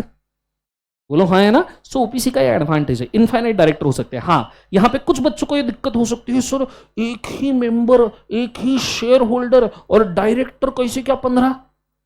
ये कुछ बच्चों को दिक्कत हो सकती है। कुछ को लग सकता है सर एक ही शेयर होल्डर और डायरेक्टर कैसे क्या 15? ये आपको दिक्कत इस वजह से हो रही है बिकॉज आपके दिमाग में फिक्स है कि जो शेयर होल्डर है वो बोर्ड ऑफ डायरेक्टर होना चाहिए, या जो बोर्ड ऑफ डायरेक्टर है वो प्रमोटर होना चाहिए, या जो शेयर होल्डर है वो प्रमोटर होना चाहिए। Let me tell you very clearly, इसमें से कोई भी चीज कंपल्सरी नहीं है। It is not a necessity as per companies act. Are you guys understanding? इसमें से कोई भी चीज कंपल्सरी नहीं है, it is not a necessity. Companies act तो उल्टा ये चीज को प्रमोट करता है कि there should be independent director. Independent director मतलब पता है क्या? कि जिसका कंपनी में कोई भी शेयर होल्डिंग ना हो। क्यों? क्योंकि फिर वो सोसाइटी के बेनिफिट के लिए काम करेगा, वो एनवायरमेंट के बेनिफिट के लिए काम करेगा। अगर वो शेयर होल्डर होगा तो there is quite a chance कि वो सिर्फ खुद के बेनिफिट के लिए काम करेगा। इसीलिए ओपीसी में या पूरे कंपनीज एक्ट में 2013 कंपनीज एक्ट में बहुत अच्छी चीज आई है कि भैया डायरेक्टर को मेंबर बनने की जरूरत नहीं है। Are you guys understanding? तो ये चीज को आपने याद रखना चाहिए। चलो सेकंड प्रोविजन ऑफ ओपीसी के ऊपर मैं जा रहा हूं, बहुत अच्छे तरीके से ध्यान देते रहना। बात करते हैं मेंबरशिप की एंड नॉमिनी की। यहां एक छोटा सा ब्लंडर किया है इंस्टीट्यूट ने, वो भी मैं समझाऊंगा। होल्ड। बोला गया है एक ओपीसी में एक मेंबर होना चाहिए। अब अगर एक सिंगल मेंबर होगा और अगर वो निपट गया, मर गया, अनसाउंड हो गया, माइनर हो गया, माइनर नहीं हो सकता सॉरी, मर गया, अनसाउंड हो गया, कॉन्विक्ट हो गया, तो ऐसे सिचुएशन में कोई तो होना चाहिए उसका वाली। इसलिए मेंबर के साथ कंपलसरी है एक नॉमिनी। क्या है? नॉमिनी। अब एक्चुअली देखा जाए तो ओपीसी इज नथिंग बट अ जुगाड़ of a proprietorship and a company. Proprietorship में आप आपके ओनर होते हो। जब आपका मूड खत्म हो जाता है बिजनेस चलाने का, आप बच्चे को बिठा देते हो गल्ले पे, जब बैठ जा, जमा करना शुरू कर पैसा। बोलो हाँ है ना? तो उसका ही एडवांटेज उठाया गया है। पप्पा का अगर मेंबर मतलब कौन? नॉर्मली पप्पा, और पप्पा नॉमिनी किसको बनाएंगे? बच्चा। Is it very clear? तो प्रोप्राइटरशिप का जो एक एडवांटेज है पप्पा बच्चे वाला, वो ओपीसी में कैरी किया है। हाँ, जरूरी नहीं बच्चा हो, बीवी भी हो सकती है, दूसरी बीवी का बच्चा भी हो सकता है। Are you guys understanding? ये सुनो, पर एक मेंबर और एक नॉमिनी होना कंपलसरी है। सर कौन मेंबर नॉमिनी हो सकता है? अब ये बहुत गौर से सुनना, बहुत गौर से, इसके ऊपर बहुत सारे सवाल पूछे हैं। Only individual. दोनों के लिए बोल रहा हूं, ऐसा नहीं सिर्फ मेंबर के लिए बोल रहा हूं, मेंबर नॉमिनी दोनों के लिए बोल रहा हूं। Only individual. Point number 2, who is not a minor. Not a minor, दोनों के लिए। हाँ, मतलब आपका ओपीसी का नॉमिनी भी माइनर नहीं हो सकता। तीसरा, citizen of India. Citizen of India. और चौथा, रेसिडेंट और नॉट। रेसिडेंट और नॉट। सार सार सार सार सार सर, अब भी तुमने जो मॉड्यूल दिखाया ना, उस मॉड्यूल के अंदर अगर तुमने गौर से पढ़ा होगा ना सर, तुमने शायद मॉड्यूल पढ़ा ही नहीं सर। तुमने अगर गौर से पढ़ा होगा ना तो उसमें लिखा है वेदर रेसिडेंट इन इंडिया, लेकिन साथ में ये भी लिखा है बच्चों और अदरवाइज। पर सर आगे ये भी लिखा है कि not less than 120 days residence के लिए लिए जाएंगे। जब ऊपर ये लिख दिया वेदर रेसिडेंट इन इंडिया और अदरवाइज, तो ये 120 डेज से कोई फर्क पड़ता है? कह रहे तो रेसिडेंट हो भी सकता है, नहीं भी हो सकता है, और अगर किसी को रेसिडेंट होने की इच्छा है तो 120 दिन गिन लो। मतलब रेसिडेंट वाली प्रोविजन रिकमेंडेड है, मैंडेटेड नहीं है। आधी फाउंडेशन की जनता इसको मैंडेटेड प्रोविजन मानती है। ट्रस्ट मी, आज के डेट में non resident NRI non required Indian, sorry non resident Indian, are you guys understanding? Non resident Indian भी इंडिया में ओपीसी ओपन कर सकता है। सिटीजन चाहिए। सिटीजन समझते हो क्या होता है citizen? Are you a citizen of India? तब से, जब से पैदा हुए तब से? ये तुमने जितने फक्र में बोला है ना, तब से पैदा हुए। थोड़ा सा तुम्हारे पैर के नीचे की जमीन खिसकाओ, लेट मी टेल यू, थोड़ा सा दिल को धक्का बैठेगा। You are not a born citizen of India. I am a born citizen of India but you are not. क्या मजाक कर रहे हो सर? अभी तक तो मैं भारत माता की जय बोल रहा था। But you are not a born citizen of India. मैं हूं। कैसे बताऊं? 1947 में जब से आज़ादी मिली, वहां से लेकर 1987 लगभग जुलाई मंथ तक जो लोग इंडिया में पैदा हुए, सिर्फ वही लोग इंडिया के बॉर्न सिटीजन्स है। मेरा बर्थ 1987 जून का है, 5 दिन से बच गया मैं। सो जो लोग इंडिया में 1987 जून के एंड तक पैदा हुए, वही सिर्फ बॉर्न सिटीजन है। जो जुलाई 1987 से 2010 तक पैदा हुए, अगस्त 2010 तक, मतलब आप लोग, पक्का ना? आप इंडिया के बॉर्न सिटीजन नहीं हो। आप इंडिया के सिटीजन तभी बने जब आपके पेरेंट्स में से कोई एक इंडिया का सिटीजन होगा तो। हाँ है, मुझे ही पता है, बट मैं तुम्हें तसल्ली दे रहा हूं, डोंट वरी। सो अगर पेरेंट्स में से कोई एक सिटीजन है तो तुम इंडियन सिटीजन बने। तो तुम ऐवे ही नहीं बने हो जैसे पैदा हुए सिटीजन, हाँ आज घर जाना, पापा या मम्मी की आंखों में आंखें डाल के, आंखों में आंसू लिए, पैर पकड़ लेना, बोलना तुम्हारी वजह से सिटीजन बन पाया। लेकिन मैं तुम्हारे बच्चों की बात करता हूं। 2010 अगस्त के बाद जो इंडिया में पैदा होंगे, वो इंडिया के सिटीजन तभी बन पाएंगे जब both the parents are citizen of India. तुम्हारे केस में सिर्फ पेरेंट्स में से एक ही चाहिए था, लेकिन आपके बच्चों के केस में दोनों के दोनों पेरेंट्स इंडिया के सिटीजन चाहिए। मॉरल ऑफ द स्टोरी, फिरंगी लड़की नहीं पटाने का, वरना तुम्हारे बच्चे का भविष्य खतरे में है। Are you guys understanding? बोलो हाँ है ना? किसी का कोई बाहर लफड़ा चालू है, उसने सिर पे हाथ लगा लिया, क्या हुआ भाई? कुछ है क्या बाहर? ट्रंक कॉल वगैरह, स्काइप वाइप चल रहा है तेरा जी? पक्का वीडियो कॉल वगैरह नहीं ना? वो जो भगवान। सो ये चीज को आपने याद रखना, ठीक है? So you should be the citizen. So आप लोग सिटीजन हो, पर किसकी वजह से? पेरेंट्स में से किसी एक की वजह से। Are you guys understanding? हालांकि इंडिया में सिटीजनशिप लॉज और दुनिया के सिटीजनशिप लॉज बहुत अलग है, बहुत ज़्यादा अलग है। मतलब इंडिया बहुत डेमोक्रेटिक और बहुत रिलैक्स कंट्री है, तो सिटीजनशिप लॉज ठीक है। आपको शायद नहीं पता, यूएस के सिटीजनशिप लॉज देखोगे, दुबई के सिटीजनशिप लॉज देखोगे, तुम्हारा दिमाग खराब हो जाएगा। सबसे बेकार तो नॉर्थ कोरिया के है, वो किम जोंग लुंग, ठीक है? मैं अभी आपको थोड़ा सा सिटीजनशिप लॉज बताऊं यूएस के। उनका सिटीजनशिप लॉ क्या है पता है? ये यूएस है, समझो मैप। समझो एखादा प्लेन यूरोप से उड़ा और जा रहा है कनाडा, और यूएस के एयर टेरिटोरी में आ गया, और एरोप्लेन में किसी को बच्चा पैदा हुआ, तो यूएस गवर्नमेंट उसको क्लेम कर लेती है कि हवा में जो पैदे वो भी हमारे हैं। या इट इज। लेकिन इंडिया में ऐसा लॉ नहीं है। इंडिया में हम जमीन पे इतने पैदा कर रहे, हवा वाले हमको नहीं चाहिए। Are you guys understanding? Yes और नो? ऐसे खतरनाक लॉज है। नॉर्थ कोरिया के सिटीजनशिप लॉ सबसे बेकार है। अगर आप नॉर्थ कोरिया में ऑफेंस करते हो और आप नॉर्थ कोरियन सिटीजन हो, नॉर्थ कोरिया से भागने की कोशिश करते हो, तो आपको 3 जन्मों की सजा दी जाती है। 3 साल, 3 दशक, या 30 साल नहीं, 3 जन्म। सर 3 जन्म की कैसे? मैं तो एक ही नहीं, तुमको भी जेल में डालेंगे, तुम्हारे बच्चों को भी डालेंगे, बच्चे के बच्चों को भी डालेंगे। सर हमने पैदा ही नहीं किया, वो पैदा करवाएंगे और फिर उनको जेल में डालेंगे। हाँ, north Korea is shit head, मतलब बहुत भयंकर कंट्री है वो। तुम उसके लॉज सुनोगे तुम परेशान हो जाओगे। नॉर्थ कोरिया के अंदर सोशल मीडिया बैन है, नॉर्थ कोरिया में रेडियो चैनल सिर्फ एक ही चलता है जिसके ऊपर दिन रात वहां के डिक्टेटर के गुणगान गाए जाते हैं। तुम घर का रेडियो बंद करो तो चौक में चलाते हैं, या it is on the loud speaker. North Korea में आप अगर कोई भी ऑफेंस करते हुए पकड़े जाते हो तो ऐसे सिचुएशन में तुम्हारी सजा डिक्टेटर डिसाइड करेगा, अगर सीवियर ऑफेंस है तो। नॉर्थ कोरिया, पूरी दुनिया में कोविड फैला, नॉर्थ कोरिया में फैला ही नहीं, क्योंकि पहला पेशेंट जब मिला उसको उड़ा ही दिया उन्होंने सीधा।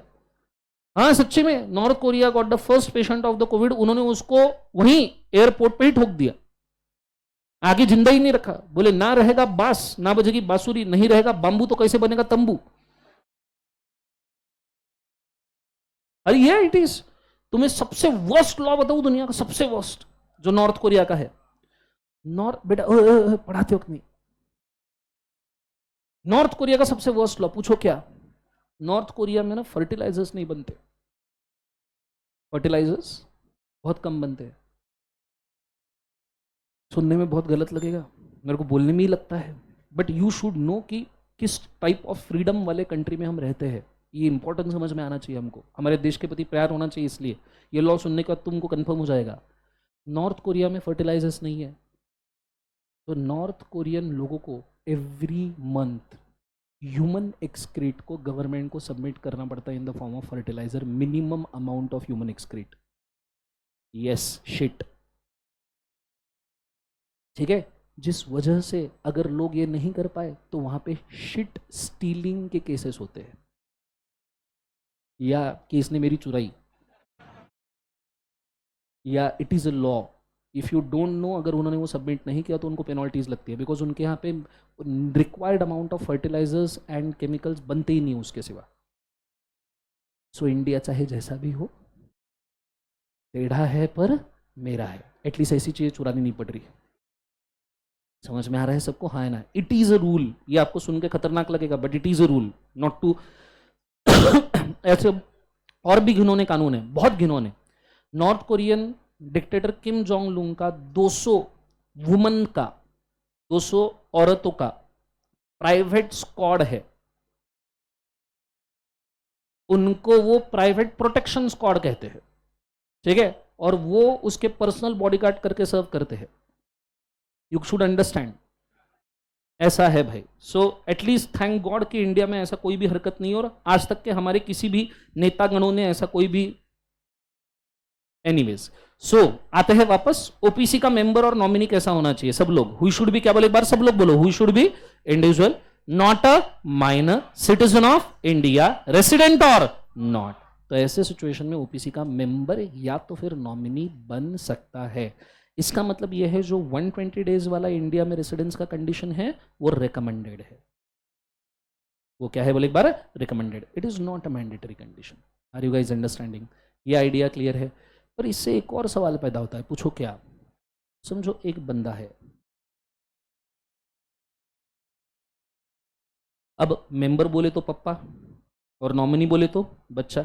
मेरा सवाल ये है, एक बंदा ओपीसी 1, ओपीसी 2, ओपीसी 3, एक बंदा कितने ओपीसी में पप्पा हो सकता है? कितने जगह पे पप्पा हो सकता है? तो याद रखना, एक बंदा एक ही ओपीसी में मेंबर हो सकता है, दूसरी जगह पे वो पप्पा हो नहीं सकता। पप्पा सिर्फ किसी एक ही जगह पे। ऐसा नहीं कि जिंदगी पे मारो ऐसा छापा कि हर गली से आवाज आए पापा पापा।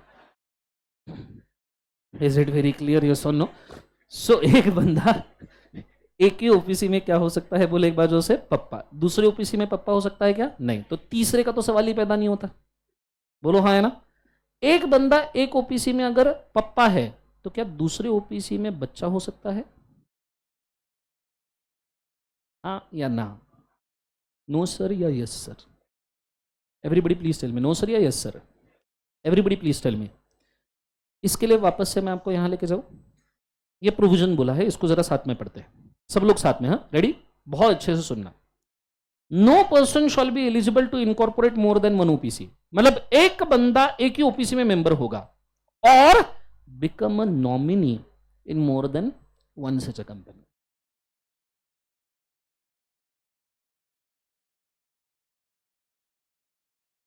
तो एक तो आप एक ओपीसी इनकॉर्पोरेट कर सकते हो, मतलब मेंबर बन सकते हो, नहीं तो और बोला है, एंड नहीं बोला है, और बिकम नॉमिनी इन more than one OPC.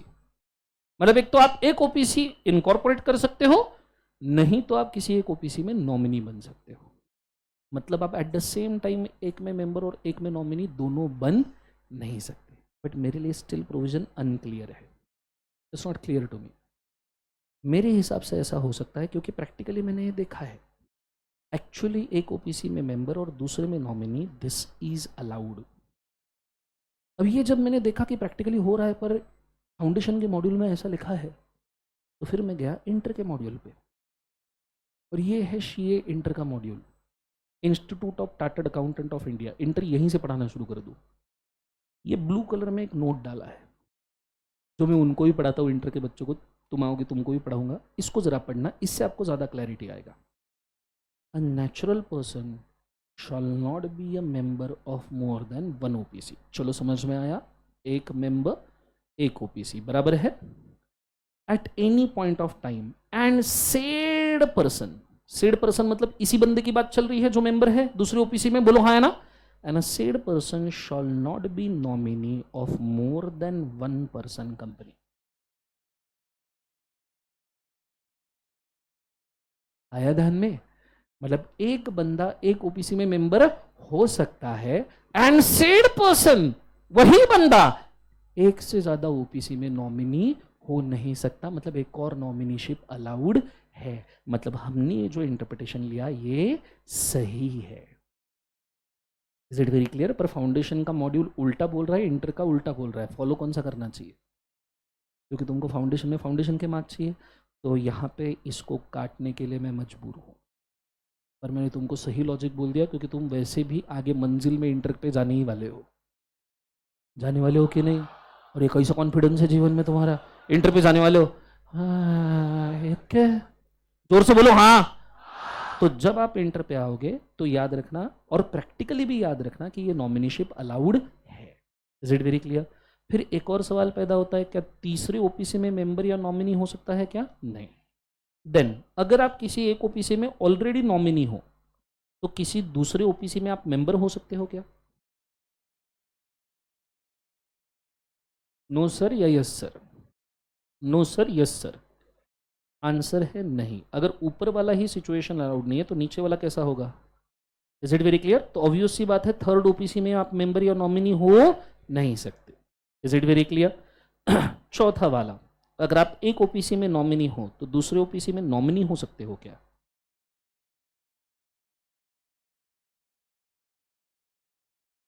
No या यस? नो सर या यस सर? आंसर वही रहेगा नो, क्योंकि ये फाउंडेशन के मॉड्यूल के हिसाब से। अगर आप मुझे ये इंटर या प्रैक्टिकलिटी में पूछते तो ये जो तीनों एंड वाले मैंने टिक किए ना रॉन्ग, वो सबको मैं राइट टिक कर दूं भाई साहब। Is it very clear? Practicality और इंटर में जब आप जाओगे उसके हिसाब से नीचे के तीनों में राइट टिक कर दूं। हाँ, ऑब्वियसली थर्ड ओपीसी में आप मेंबर या नॉमिनी नहीं हो सकते, that is for sure. Is it very clear? Yes और नो? पर दूसरे में तो आप हो सकते हो। यहां तक आइडिया क्लियर है? बोलो पक्का क्लियर है? तो मेरे को एक और सवाल आया है बहुत जोर से, बहुत जोर से आया है। पूछो क्या? अभी तक तो ओपीसी डिस्कस कर रहा था। What about a private company और अ पब्लिक कंपनी? अगर केस नंबर 1 में मैं किसी ओपीसी का मेंबर हूं, चलो दूसरे में मेंबर नहीं बन सकता, तीसरे ओपीसी में तो बन ही नहीं सकता, पर क्या मैं किसी प्राइवेट या पब्लिक कंपनी का शेयर होल्डर हो सकता हूं? क्या मैं शेयर होल्डर हो सकता हूं? क्या मैं ओपीसी का मेंबर रहते हुए किसी प्राइवेट या पब्लिक कंपनी में शेयर होल्डिंग ले सकता हूं? यस और नो? यस और नो? क्या मैं बोर्ड ऑफ डायरेक्टर बन सकता हूं?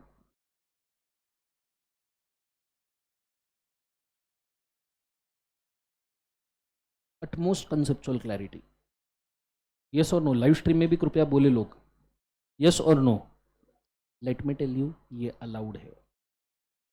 और सिर्फ इस केस में नहीं, नीचे वाले सभी केस में अगर मैं ऐसा लिखूं तो सारा का सारा अलाउड है। ओपीसी के वजह से प्राइवेट या पब्लिक कंपनी के शेयर होल्डिंग लेने में कोई भी रेस्ट्रिक्शन नहीं आएगा। आप ओपीसी का मेंबर या नॉमिनी कुछ भी हो, आप सारे प्राइवेट, कितने भी प्राइवेट और कितने भी पब्लिक कंपनी में शेयर होल्डिंग ले सकते हो। Is it very clear? जोर से बोलो, इज इट वेरी क्लियर? समझो, last but not the least provision पूछो क्या? If I want to change the nominee of the OPC,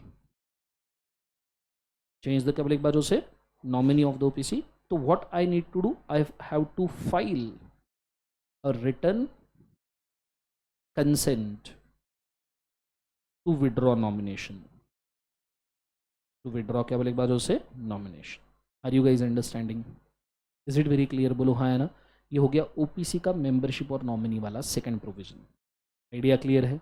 मैं जा रहा हूं ओपीसी के थर्ड प्रोविजन पे, पूछो क्या? थर्ड प्रोविजन है ओपीसी का restriction on business. Restriction on, क्या बोले एक बार से, बिजनेस।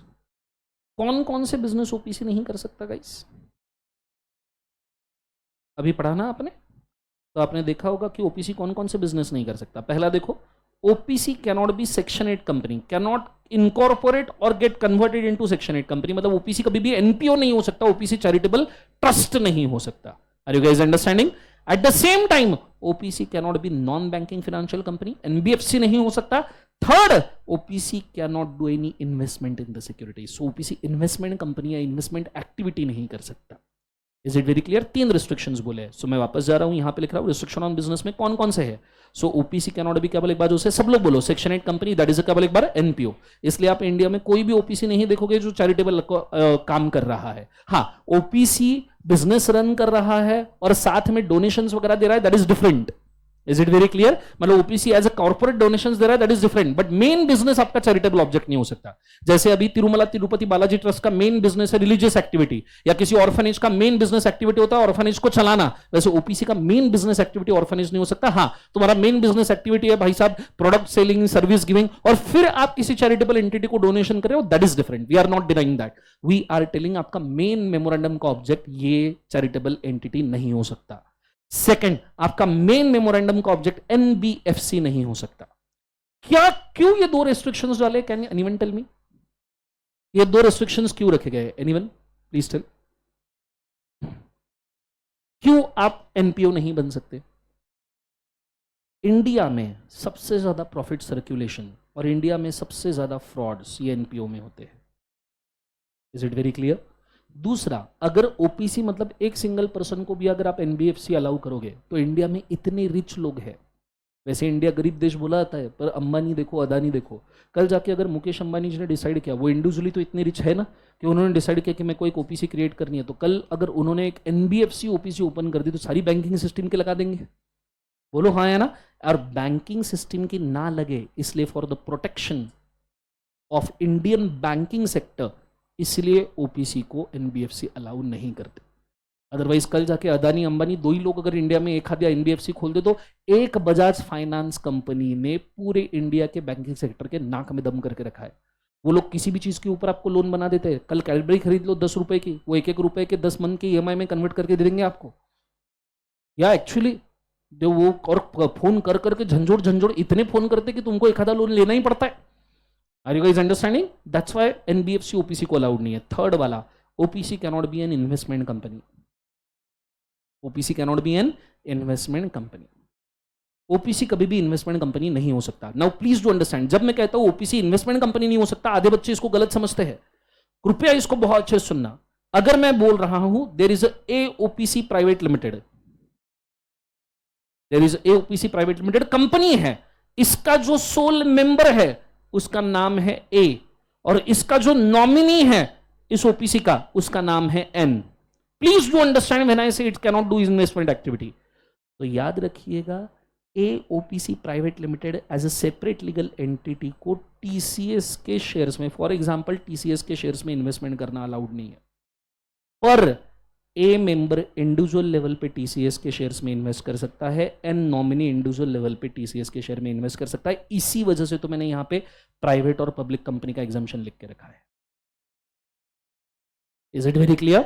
जब मैं ये बोलता हूं ओपीसी इन्वेस्टमेंट कंपनी नहीं हो सकता, आधे बच्चे ये सोचते कि मेंबर भी नहीं कर सकता, नॉमिनी भी नहीं। मेंबर या नॉमिनी पर्सनल इंटरेस्ट में ये कर सकता है, पर ओपीसी के बैलेंस शीट में अगर मैं ये ओपीसी के बैलेंस शीट दिखा रहा हूं तो ओपीसी के बैलेंस शीट में इन्वेस्टमेंट इन शेयर्स आपको दिख ही नहीं सकता, ये मैं मना कर रहा हूं। Are you guys understanding? जोर से बोले बड़े सुनो, ये चीज को आपने याद रखना चाहिए। ये है आपका ओपीसी का चार्ट, जितनी चीजें आपको पता होनी चाहिए सारी। Is it very clear? पक्का समझ में आया है सबको? चलो मैं चाहूंगा इसको लिख के रखिए, go for it fast. Sorry, OPC का इन्वेस्टमेंट क्यों रिस्ट्रिक्ट किया है? अच्छा स्क्रीनशॉट भेज दूं? क्यों, लिखना नहीं है क्या? टाइम बचेगा इसलिए? मेरे को कोई दिक्कत नहीं, मैं तो खुश हूँ फिर जीवन में। ठीक है स्क्रीनशॉट ले लो। हाँ भेज ही रहा हूँ, ना लिख लो।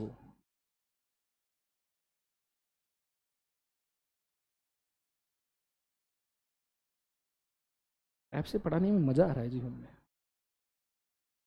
पीसी पे होता नहीं इतना आसानी से। इसको ऐसे पकड़ने का और फिर व्हाट्सएप पे भेजना है ना, इज अ टास्क। सैमसंग किधर है? सैमसंग फ्लो, होल्ड होल्ड, अब बीच भेज देता हूँ मैं इसको। सैमसंग स्मार्ट स्विच नहीं, फ्लो, ये attach image screenshot,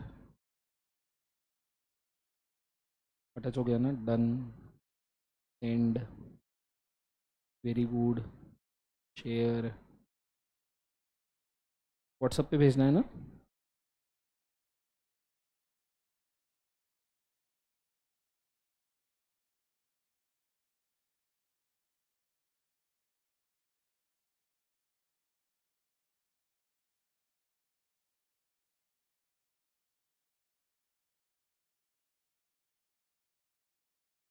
and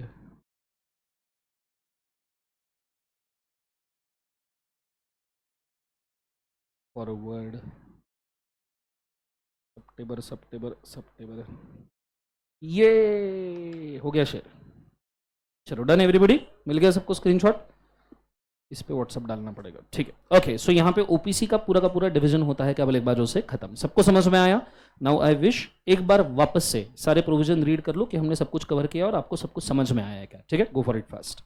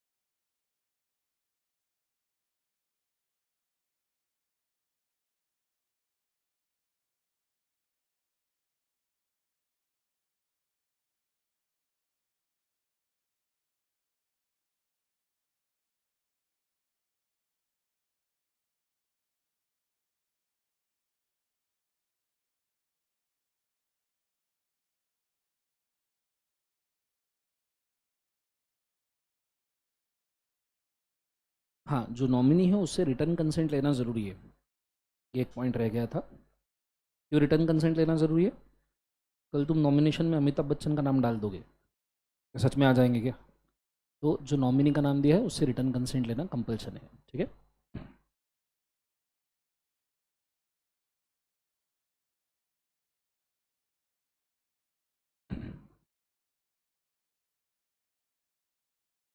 scroll करो।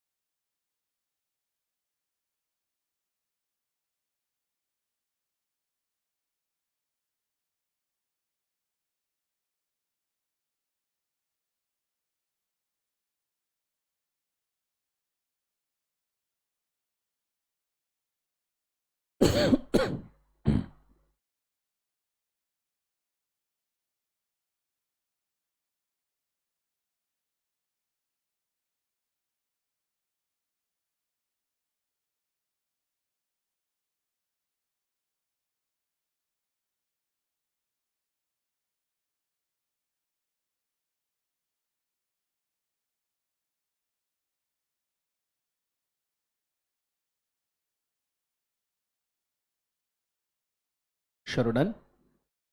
मित्रों, एवरीबडी डन. सो यहाँ पे ओपीसी का सारा प्रोविजन होता है क्या बाजू से खत्म. Is it very clear.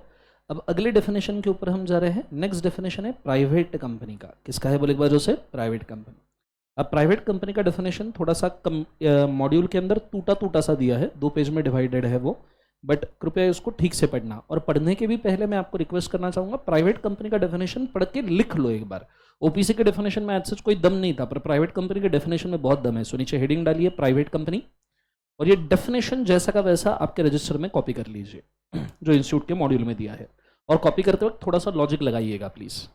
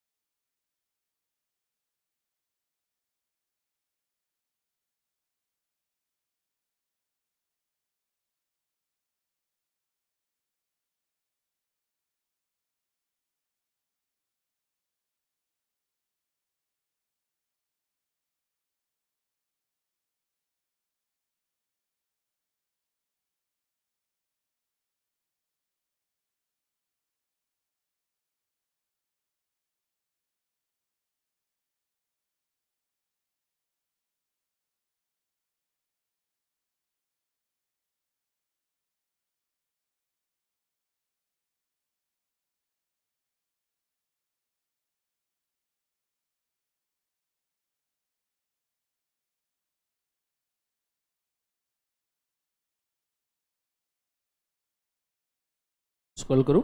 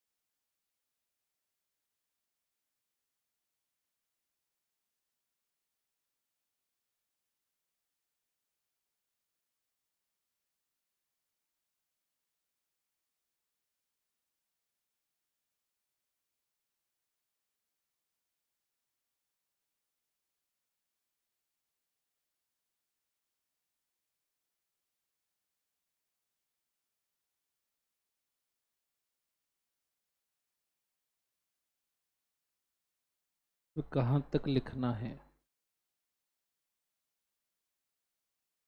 जब तक तुम्हारी सांसें चलेगी. जो ना स्क्रीन पे दिख रहा है सारा लिखना है बेटा.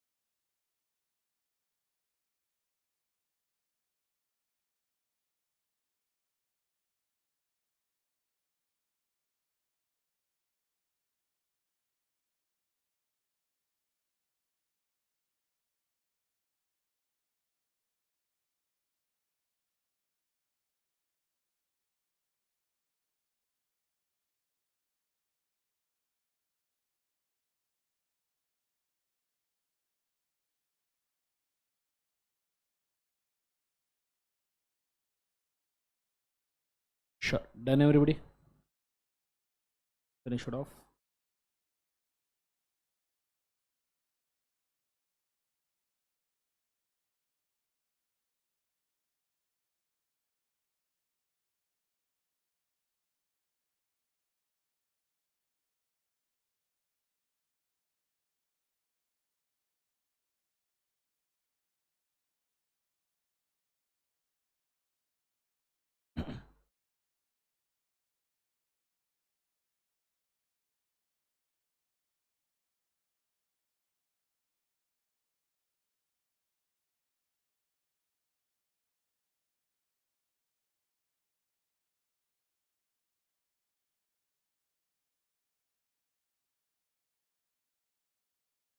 Done everyone?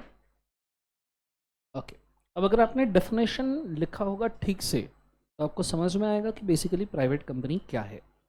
ठीक है, अपेरेंटली देख रहे हैं अभी हम कि private company as per the definition कैसे वर्क कर रही है। सब लोगों का ध्यान है, बोलो हाँ है ना। अगर आप देखोगे तो प्राइमरी चीज सबसे ऊपर बोली है, a private company means a company having minimum paid up share capital as may be prescribe, कि पेड अप शेयर कैपिटल ये जो प्रिस्क्राइब होगा, पर फिलहाल कोई भी paid up share capital prescribe नहीं है, तो प्राइवेट कंपनी 1 रुपए के साथ भी बन सकती है। बोलो हाँ। तो प्राइवेट कंपनी कितने रुपए के साथ बन सकती है? 1 रुपए। तो अभी ऐसा कोई भी paid up share capital prescribed नहीं है। पहले हुआ करता था 1 लाख रुपीज, अभी ऐसा कुछ भी नहीं है। दूसरा, अब जो सबसे इंपॉर्टेंट है, सबसे इंपॉर्टेंट, छोटा सा टर्म है पर बहुत ज्यादा इंपॉर्टेंट है, star mark which by its articles, ये वाला term. anyone can tell me what is the interpretation of this term which by its articles का? which by its article, what is articles, can you tell me? बोलो, सुना है क्या articles कभी? अरे बोलो हाँ है ना। कंपनी की अगर हम बात करें ना तो हर कंपनी के 2 कॉन्स्टिट्यूशनल डॉक्यूमेंट्स होते हैं। एक होता है मेमोरेंडम ऑफ एसोसिएशन, दूसरा होता है article of association. Is it very clear? Memorandum of association ये कंपनी का नाम, पता, ये सारी चीजें बोलता है। आर्टिकल ऑफ एसोसिएशन ये इंटरनल कंट्रोल डॉक्यूमेंट होता है। सब जन बोलो कौन सा डॉक्यूमेंट, बोले एक बार, इंटरनल कंट्रोल। तो बोले प्राइवेट कंपनी ये वो कंपनी है जिसके इंटरनल कंट्रोल डॉक्यूमेंट में ये नीचे की 3 कंडीशंस लिखी है। मतलब जिसके इंटरनल कंट्रोल डॉक्यूमेंट में 1, 2 and 3 conditions are written down। इसका मतलब क्या हुआ समझ रहे हो आप? थोड़ा क्या मतलब हुआ? anyone can tell me? उन्होंने क्या बोला है? which by its article, देखो ना, which by its article बोला है और नीचे 3 पॉइंट्स बोले हैं। और पहले पॉइंट में बोला है restrict the transfer of the shares, दूसरे पॉइंट में बोला है maximum number of members is equal to 200, तीसरे पॉइंट के अंदर बोला है prohibits invitation to public. 3 restrictions लगाए हैं और पहला जो टर्म यूज किया है वो बोला है which by its articles। आपको शायद नहीं पता, ये बहुत इंपॉर्टेंट टर्म है, मैं आपको मेंशन करूं, बहुत अच्छे से सुनना। पब्लिक कंपनी और private company, sorry my mistake, और प्राइवेट कंपनी में अगर कोई थिन लाइन का डिफरेंस है तो वो है article of association। Article of association is only a thin line of difference between a public and private company। ये बस इकलौता डिफरेंस है। अगर आपके कंपनी के आर्टिकल में 3 रेस्ट्रिक्शंस लिखे गए हैं, कितने रेस्ट्रिक्शंस लिखे गए हैं? 3। कौन कौन से 3 रेस्ट्रिक्शंस लिखे गए हैं सर? शेयर ट्रांसफर का restriction, maximum number of members 200 का रिस्ट्रिक्शन, एंड इनविटेशन मतलब प्रोस्पेक्टस का रिस्ट्रिक्शन। इनविटेशन टू पब्लिक मतलब क्या? इनविटेशन टू ऑफर सुना होगा ना आपने। इनविटेशन टू ऑफर का सबसे बेस्ट एग्जांपल तो प्रोस्पेक्टस है। सो प्रोस्पेक्टस का रिस्ट्रिक्शन, अगर ये 3 रिस्ट्रिक्शन आपके आर्टिकल ऑफ एसोसिएशन में लिखे हैं तो आप कंफर्म प्राइवेट कंपनी हो। लेकिन अगर ये 3 restrictions, no restriction out of 3, out of केवल एक बार 3, मतलब अगर आपके आर्टिकल ऑफ एसोसिएशन में शेयर ट्रांसफर फ्रीली अलाउड है। शेयर ट्रांसफर क्या है बोले एक बार? फ्री। आपके मैक्सिमम नंबर ऑफ मेंबर्स 200 भी नहीं, इनफाइनाइट मेंबर्स हो सकते हैं। और तीसरा, प्रोस्पेक्टस आप किसी को भी दे सकते हो। प्रोस्पेक्टस आप किसी को भी दे सकते हो, एनी पर्सन। हालांकि यहां प्रोस्पेक्टस क्या है, रेस्ट्रिक्टेड है। तो ऐसे सिचुएशन में आपकी कंपनी क्या हो जाएगी, पब्लिक। मतलब किसी भी कंपनी को प्राइवेट बनाने का काम भी आर्टिकल करता है, किसी भी कंपनी को पब्लिक का बनाने का काम भी आर्टिकल करता है। आपने खुद के आर्टिकल में 3 रिस्ट्रिक्शन लगा दिए तो आपकी हो गई प्राइवेट कंपनी, आपने खुद के आर्टिकल में 3 रिस्ट्रिक्शन हटा दिए तो आपकी कंपनी हो गई public company. Are you understanding? This is actually the meaning, कहा गया वो, this is actually the meaning of the term which by its articles. Is it very clear? अब ये पता चला तो पूरी डेफिनेशन याद करने के हिसाब से थोड़ा टेक्निक भी यूज करना चाहिए, बिकॉज डेफिनेशन याद रहे। बोलो हाँ या ना? तो एक बार मेरे साथ साथ में एक्शन कर लो। Put your hands up in the air. एक हाथ भी चलेगा, एक ही हाथ काफी है, ठीक है, दूसरा बिजी रह सकता है, आई मीन टू से। सो मेरे साथ साथ, अ कंपनी बाइट्स ए दिखा है टेबल के नीचे, ए नहीं ऊपर है। So company by its A, O ए मतलब आर्टिकल ऑफ एसोसिएशन। सो वापस, company by its A O A, transfer of shares restricted. हम दो, हमारे 200। सच में I mean to say sorry. So company wise क्या बोले एक बार, A O A, transfer of share restricted. हम दो, हमारे 200। जॉइंट होल्डिंग, हालांकि वो जॉइंट नहीं है, पर याद रखने के हिसाब से क्या करें। सो जॉइंट होल्डिंग, एक्शन, एक्शन किधर है तेरी, ठीक है। सो सब जन जॉइंट होल्डिंग। अरे एक्शन करने में क्या शर्म, पीनी थोड़ी है, एक्शन करने में भी शर्मा रहे हो जीवन में। So joint holding will be calculated as 1, present, past, future. किधर लिखा है फ्यूचर, इसमें बताओ जरा मेरे को, किधर फ्यूचर है? ये फ्यूचर है, ये पसीना है, एम्प्लॉय की बात चल रही है, एम्प्लॉय की। नालायक लोग, डेफिनेशन को कुछ तो कंसीडर। फिर बोले प्रेजेंट है, पास्ट है, बोले ग्रामर की क्लास, फ्यूचर है। नालायक लोग, वापस से स्टार्टिंग से नालायक लोग। Company wise A O A, transfer of shares restricted. हम दो, हमारे 200। Joint holding will be calculated as 1, present, past. Employ shall not be counted, employs को फेंक दो, shall not be counted. Invitation to public, बुलाती है, invitation to public is not allowed. Is it very clear? एक बार पूरी definition करो, ready, 1 2 3 बोलो क्या है। Company byes A O A, transfer of share restricted. हम दो, हमारे 200। Sorry, joint holding will be calculated as 1, present, past. Employ shall not be counted and invitation to public is not allowed. Are you guys understanding? ये simple definition है, पर मैंने अभी सिर्फ definition बोली, मैंने एनालिसिस तो खोला ही नहीं है, क्योंकि मैं एनालिसिस खोलूंगा तो मिनिमम आधा घंटा लगेगा। तो एनालिसिस हम देखेंगे कल के लेक्चर में, अभी सिर्फ हमने डेफिनेशन को याद किया है। Is it very clear? चलो आज के लिए इतना काफी करते हैं। This all for today, have a nice day. Thank you बोलो, जोर से बोलो। चलो, good day, God bless you, ओम नमः शिवाय। सर मम्मी पापा मारेंगे घर पे बैठे बैठे, क्या करवा रहे हो? Very good, good day, God bless you, ओम नमः शिवाय।